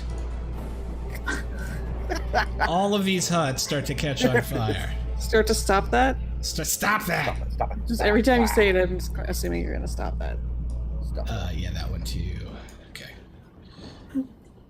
Stop that! And so this whole area now is engulfed in flames. Would you call that difficult terrain? I would call that obscured, yes. Obscured. Oh, hey, line of sight through the flames. It's gonna get smoky. It's gonna be hard to see. He's not gonna be able to be as much of an asshole. Yeah. Okay. Congratulations for killing half the bad guys, Kazara. We got places to be, you know? We got shit to do. Bitch, we got shit to do. We got shit to do. Girl, you did it. We killed like half of the slaves and we like them, so like fuck off right now. 15, 5, 10, 15. Alright, so he's gonna come up here, and seeing the caster causing lots and lots of problems, he's gonna take a shot at Kazara. And rolls a 16 without me looking at the character sheet yet. Well, 16 hits, but what did he cast? He cast something? He cast crossbow. Oh, god damn it. He cast fist. Yeah. He cast crossbow. So that'll be 1d10 plus 3. So that'll be 6 damage, but I need a Constitution saving throw. You're good. For a moment, you feel this burn start to pulse through your body, but your natural kind of religious, I guess, your holy constitution burns the poison away before it can take hold. And then he shoots you again. And rolls a 3. Misses. Okay. Yeah, but I still take 6. You still take this 6, okay, but you don't take any additional. Ghouls. Ghouls to the front! Right, so this ghoul is gonna just move here, this ghoul's gonna move up here, this ghoul's gonna move up here, 5, 10, 15, 20, this ghoul's gonna move up here, and then these ghouls, 5, 10, 15, 20, 25, 30, and then you here, And then you guys are going to run 5, 10, 15, 20, 20, 30, 30, 40, 40, 50, 55, 60. Okay. I have a question. Yes. With all of these ghouls focusing on us, are these other tabaxi slaves running away? Yeah, so far. I forgot them on one, so these guys haven't yet because these dudes are still here. But, Right, but these commoners are starting to book out. That's what I wanted to make sure. Yeah. They're escaping and not being silly. All right, so that's the ghouls. Okay, they're going to shoot. We're going to take 1, 2 at Sven, 2 at Vim, 2 at Kazara, 2 at Sven, 2 at Vim, 2 at Kazara. Sven, what's your AC? Right now, it's 15. 15. You're going to take 7 points of damage as 1 arrow hits you. Vim, what's your AC? 16. I rolled a 1 out of 4. And then Kazara, your AC is 16? 14. 14. I have to check. Hang on. Should I not have taken those 6 earlier? No. I have to check for a different thing. This is a different attack from a different bad guy. Nope, they're only +3. Misses. Okay, so 2 arrows fly past you, one of which kind of like clips your hair in that very cinematic fashion, but just misses by this much. That's the ghouls. Stego's dead, taking him off the thing. Jax. I. Blah blah blah blah blah blah. I don't know.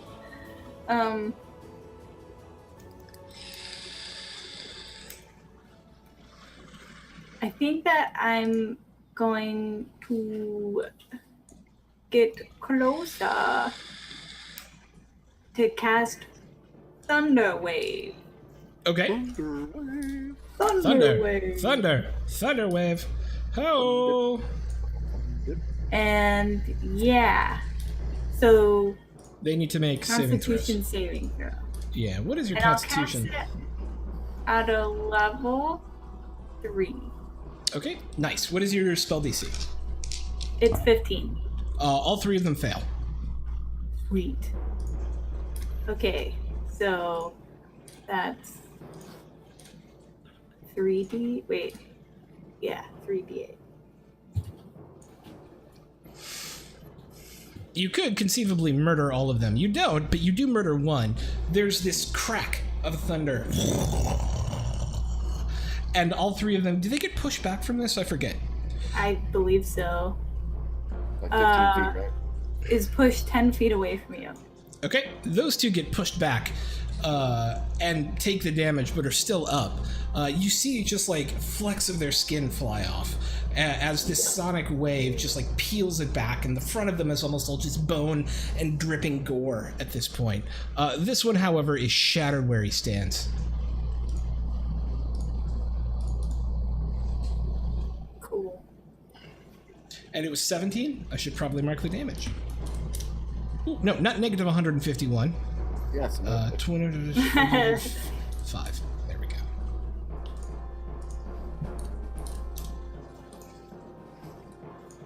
I don't do a lot of combats in a single session. I like to make it feel epic, so I hope this feels epic. Yeah. It Okay. does. This, yeah. Sorry we Okay. killed your Stegosaurus so fast. Oh no, it's totally cool. He's not. I mean, he was he's just a Stegosaurus. They're nothing. He's dragon Trust bait. me. He's Dragon dragon bait bait. Speaking of which, Jax, you have any more movement or bonus action to like inspire someone or something? Yeah. I was gonna. Who should I inspire? I'm gonna inspire Dragon Bait.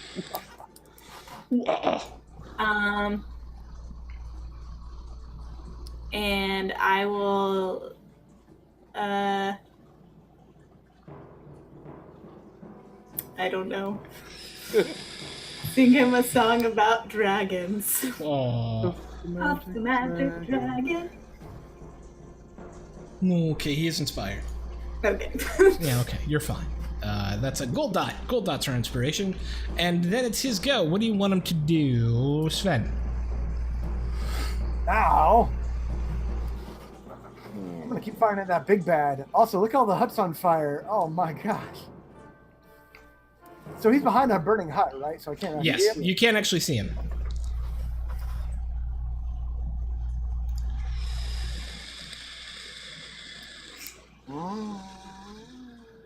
Is the ground on fire in between there too, or just the hut? Yeah, I mean the ground's a little bit on fire, but really But it's not. the dried thatch is on fire right now. Man, I So it's really not like we want to couldn't get go that. through there. It's just Yeah, gotcha.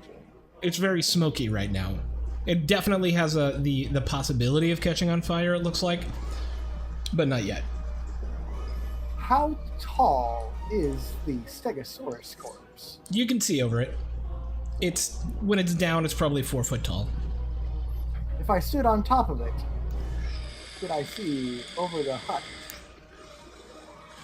I would give him additional cover, but let's see. Hot dang! I'm climbing that buggy. All right, yeah, up. I would. Yeah, I'd give it to you. Fuck it, why not? You can make me roll. I'm good with that either way. Well, he's just gonna have an additional cover AC bonus. Is all. Doink. All right. So I'm gonna try and climb the Stegosaurus corpse. Okay. You don't need to And- roll to climb the Stegosaurus corpse. That you're fine with. It's a little All right, squishy, smells super gross, but otherwise you're totally fine. I'm gonna climb a giant, dead, decomposing, undead, re-dead, dinosaur corpse. Double dead Fire dinosaur upon it. corpse. Double Yeah. dead. Oh, can he? Uh. I can't say it, can I? I don't know. There But I'm are gonna no start shooting metagaming anyway. pigeons here. No, This is a metagaming pigeon free. And yeah, there's nothing else I want to do. Bam! Okay, we Oh, know. off to a good start. Weirdly, you shoot it directly back into the Stegosaurus again. Just for shits and giggles. Yeah. I got you! Oh, habit. Quick! Old habits die hard, I suppose. Yeah, But on the second you Hey! crit. Nicely done. Nicely done. that's the one I want. You should just do that that's every the one time. So far, I have. That's true. And go! 10 points of damage. Yeah, that's a crit. You also remember, all damage dice are doubled. So would one want to spend a superiority die, it would also be doubled. Kind of. Yeah. That's the wise choice. You're right. That's the. Even though I won't get the power, I will get the thing. So, let's do a roll 2d8, right? Come on, 2 damage. Oh, Power score, brother. Thank you for the host, man. All right, so that's a total of 16 points of damage. As there's, he's still up, but he's starting to look a little rough.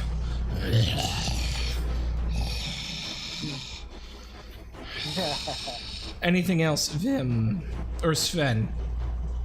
How did we get to Sven? Oh, we were doing Dragon Bait, by the way. Oh, We'll just take your no. turn and then go back to Dragon Bait. It's fine. It's fine. It's fine. Okay. It's fine. Bang. I just won't go. So you get one more attack. I do? Yeah, you go right. Yeah, we'd forget otherwise. You get one more attack. So we'll just skip Dragon Oh, Bait? no, I'm sorry. You got your 2 attacks. Never mind. You failed on the first one. That's on me. sure did. Not on you. That's on me. Yeah. Okay, anything else? How about Dragon Bait? What's he doing? Oh, Dragon Bait wants to wade on in. Where's he going? He, what's his speed? It's normal, right? He's a 30. He's a 30.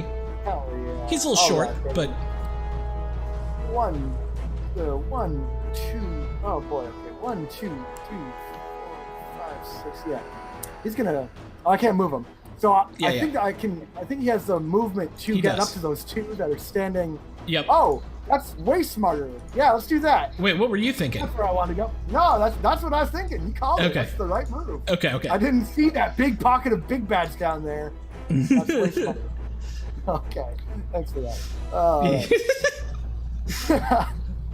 Let's have him start swinging. Yeah. Oh yeah, that hits. And it's dead. Okay, Jax fucked them up. and then one more coming. Yeah. Yeah. Hits. Does it die? Well, you gotta roll damage. Yes. You're right. What is Oh. the second? what is the second die rolling there for? I rolled 2d10. Oh, yeah, because of the Holy Avenger. Yep. Oh, yeah. These guys just, like, flame in... So as he cuts through them, right, because he's got this glowing Holy Avenger, you see their bodies consumed by righteous flame, and there's just these specks of them flying off into the nothingness as they do. And there's So just cool. these 2 piles of gore on the ground is all that's left. Anything else for Dragon Bait? Nah, he just... Well, yeah, he's going to walk up the one last... Can he reach? Does he have any more movement? No, that was... yes, he had 5 more feet. All right, then he's going to walk right up. Okay. He's just going to smell at that guy. It just smell like burnt motor oil. He smells like go fuck yourself. Buyer is... I cannot cast another concentration spell, so that's no bueno. I can... Spiritual weapon's not... He cast spiritual weapon. Fuck it. Let's go, baby. You see this,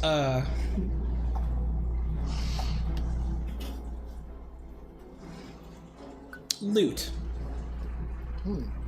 appear Aw. right next to this guy. Doink. I can't draw loot on this, but you get my idea. There we go. Loot. And it attacks. 1d8 plus spellcasting modifier.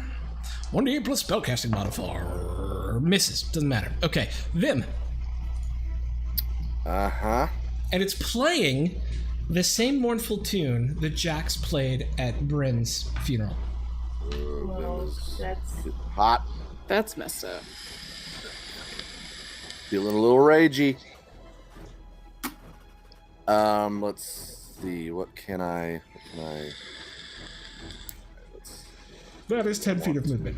1 square off here is 10 feet of movement. Yeah, 10 feet to get there, and then... get 20 more. Like Sven, I can also see him, just he has cover. Yeah. Just we're next to each other there? Okay. I'm gonna do that. I'm just gonna take my shot at that. Are we Dino Boys? You're Dino Boys, sir. Yeah. No advantage or anything, I just... do it. Straight up. 14? 14 misses. I will lot. use a luck to re-roll. Good luck. And I need it. 19. Misses. That one actually looks like it would have hit him, but it hits the shield that's around him and deflects off. Okay. Alright, Anything else? In that case... Actually, yes. I'm going to take my movement of 10, 15, 20, 25, 30, and I'm going to come up here to start preparing to deal with these 3. All right. Imperial ghouls. 2 of them up here. 5, 10, 15, 20, 25, 30. 5, 10, 15, 20, 25, 30. And then there's 2 down here. One's going to come over here. 5, 10, 15, 20, 25. And then he's going to come here. And then are there any others? Nope. That's it. Okay. Yeah, that's it. Those are the only Imperials. So the top 2 Imperial ghouls are going to shoot their crossbows at Vim. What's your AC, Vim? 16. That's gonna be 2 hits. Sweet. First hit is for 8 points of damage. Second is for 6. And then the 2 down here are going to attack Dragon Bait. So that's gonna only 1 hit out of all that motherfucker.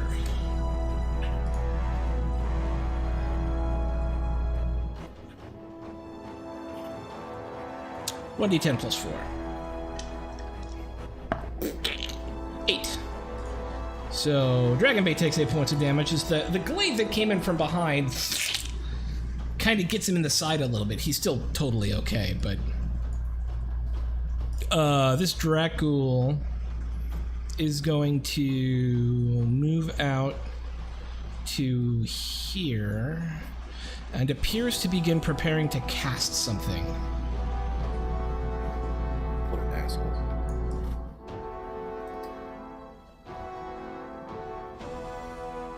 Yep. Okay. Kazara, you see this Dracul conjure a small bead of fire in his hand and flicks it. And as it flies, it grows larger and larger and larger. Counterspell. Okay. It is a level 3 fireball, and counterspell is level 3, so it counters. But it does use a level 3 spell slot. Yeah, and now I'm out of all of my level 3 spell slots unless I use sorcery points. He looks at you in frustration, goes, no! And takes the rest of his movement to move back over here. And then it's Kazara's go. Okay, oh man. Okay, I really want to use a fireball on these guys to clear them out, but I would have to use like almost all my sorcerer points to do that.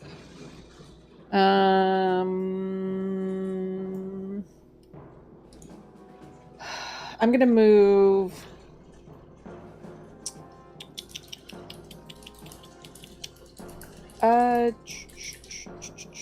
Well, let's see. There's this guy here, and then there's the. I'm just gonna move next to Jax. I'll move near Jax, Okay. like right here. And I will cast Scorching Ray. Let's just do it. Let's frickin' do it. You just fucking do it. Who are we attacking? So this guy, Okay. this guy. Oh, you're gonna do one at each? I mean, if I can't, no. You may, absolutely. Because now you're making me think I shouldn't. No, I'm just asking. It's your choice. I'll hit him. I'll throw one at each. Okay. So first one hits, second one hits, third one hits. Let's see that beautiful Scorching Ray damage. -3, -8, and -7. Alright. So these 3 arrows of fire blossom out of your hands and slam into these 3 dudes.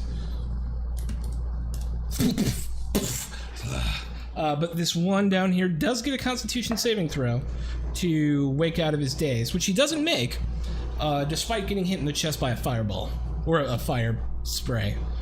And then it's the iron. Anything else, Kazara?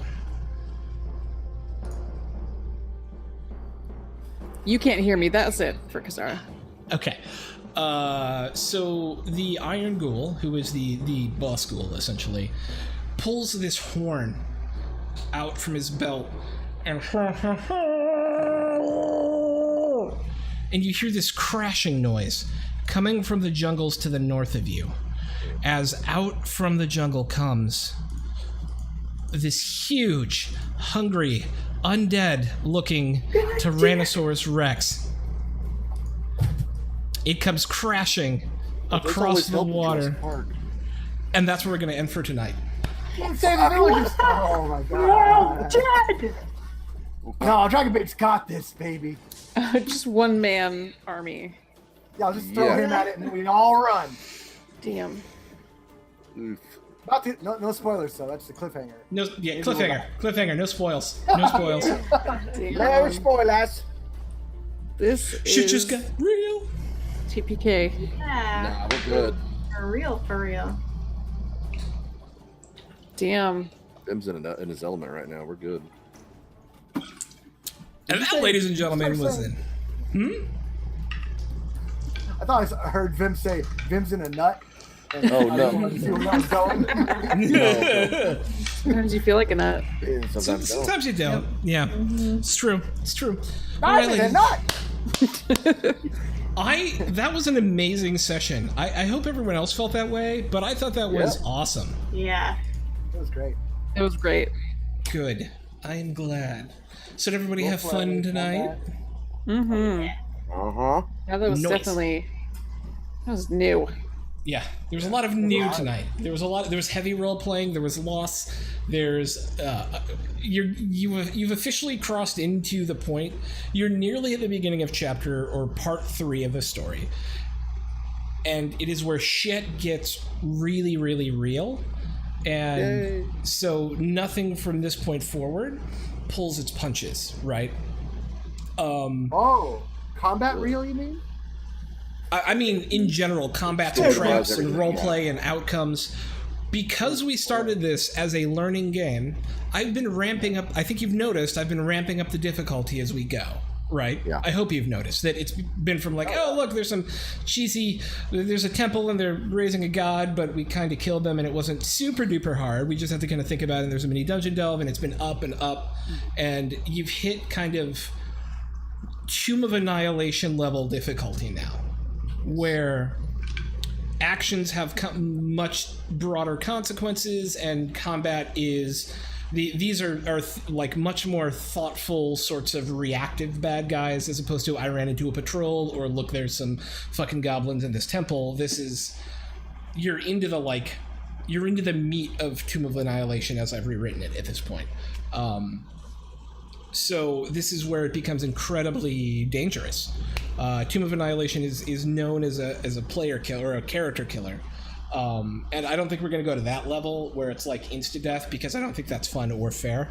But it is going to be a level of difficulty harder than it was before. And so your planning and forethought and the things you did before this engagement that have helped you succeed as far as you have are really, really important, and to me have shown how much you've grown as role players. So I applaud you for having been able to take care of this as well as you have so far, and you didn't just kind of march into it and go, fuck it, we're gonna fight, right?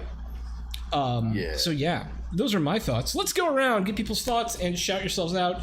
We're gonna start on the other side from where I started and go with the amazing Miss Images, who, by the way, made tonight's amazing overlay, and it's our new one for a 4-player setup for Heart of Darkness, and I think it looks gorgeous, and I love it, and I feel like it does capture the spirit of what we're doing.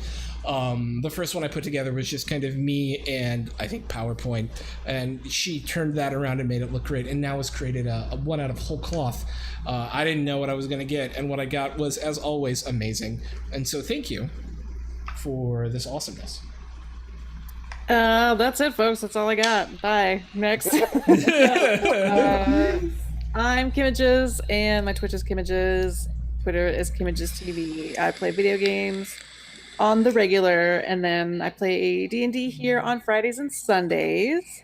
And tonight was really awesome. We lost someone that we got, we did a lot of stuff with. We lost Bryn and kind of dealt with that, and then we kind of had to jump immediately into, we got to keep going with our mission. And like on top of losing Bryn, we also had like a monumental challenge with everything happening. Like we lost some slave tabaxi that we were trying to free because these guys are relentless dickholes, and that was just adding just more stress on top of everything else that the parties had to deal with. And it's getting really hairy right now, and I kind of love it.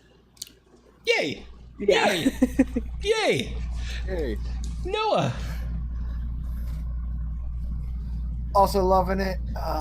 Kim likes it hairy. Yeah, definitely likes it hairy. And all right, yeah, to me. Yeah, I couldn't help it. I play Sven. Hi, and I really liked this game. I really got to engage a tactical element that I looked forward to getting to play around more with. I don't like to take control too much or anything like that, but I do like the opportunity to think really critically and making a decision that benefits us long term. That feels so good every time. So saving lives, keep staying alive, and climbing a dead dinosaur is kind of pretty much what I want to do. Awesome. All right. Than Rand, Mr. Than Randleton. That's me. This session was really great. I've been having a hard time with how to play, like role play this moment, and I think so far I'm doing okay. Just with dealing with the loss of Bryn and how Vim feels about that, and trying to balance that with not being a complete prick to everybody. So I love it. I love it. I love it. I love it. Vim, to be completely honest, I had a hard time for a long time finding a rhythm with his personality. And I think, honestly, losing Bryn has woken that up, and I now have a drive and have all that stuff that I felt like I was missing, and I feel like he's becoming a fully fledged character now. Awesome. And you are Fan Rand on all the things. I am Fan Rand on everywhere, especially on Twitch and Twitter. Video games. There we go. Got you the shout out. Last playing the Elder Scrolls Online. Good game. Good game. And last, but certainly not least, Miss the Nancy Druid. Hi. That's me. Tonight was super fun. I've had like a poopy past week, so like going in to play this game, I really got into it. I really liked how dramatic the stakes were, and it really, I was feeling it on like a personal level. So Awesome. It was really cool. And it was just a lot of fun.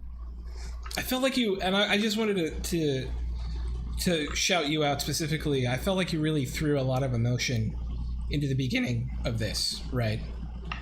And I really respect that and thought it was super cool and thought it was super real, and I loved it. I loved it. Yeah. And hey, I'm Thruck. I am one half of the founders, along with Kimages, of Welcome to the Party. You can find me at Thruck Plays on the tweeters, and I run D&D Friday nights, Saturday afternoons, and Blades in the Dark on Sundays. Here on Welcome to the Party, we have 11, that's right, 11, I said 11 games, either between 9 or 10 every week. As a couple of them are bi-weekly. Tomorrow we have 2. We'll have My Broken Throne campaign, which is a very changed Storm King's Thunder game. And then we have Anima Distortion in the evening with a new to streaming and I think new to DMing DM, Amazing Miss Cactus Rose Amber. Sunday we've got Blades in the Dark, and then we've got not the Mimic Knights. We have, what is it? It's Tales from the Kingdom of Fife. And then we have our Magic the Gathering inspired D&D 5e game in the evening. So stick around all weekend. It's a hot one out there, and we'd love to have you hang out and just say, hey, I need to find someone for us to raid. So I think, who was a friend who's online right now?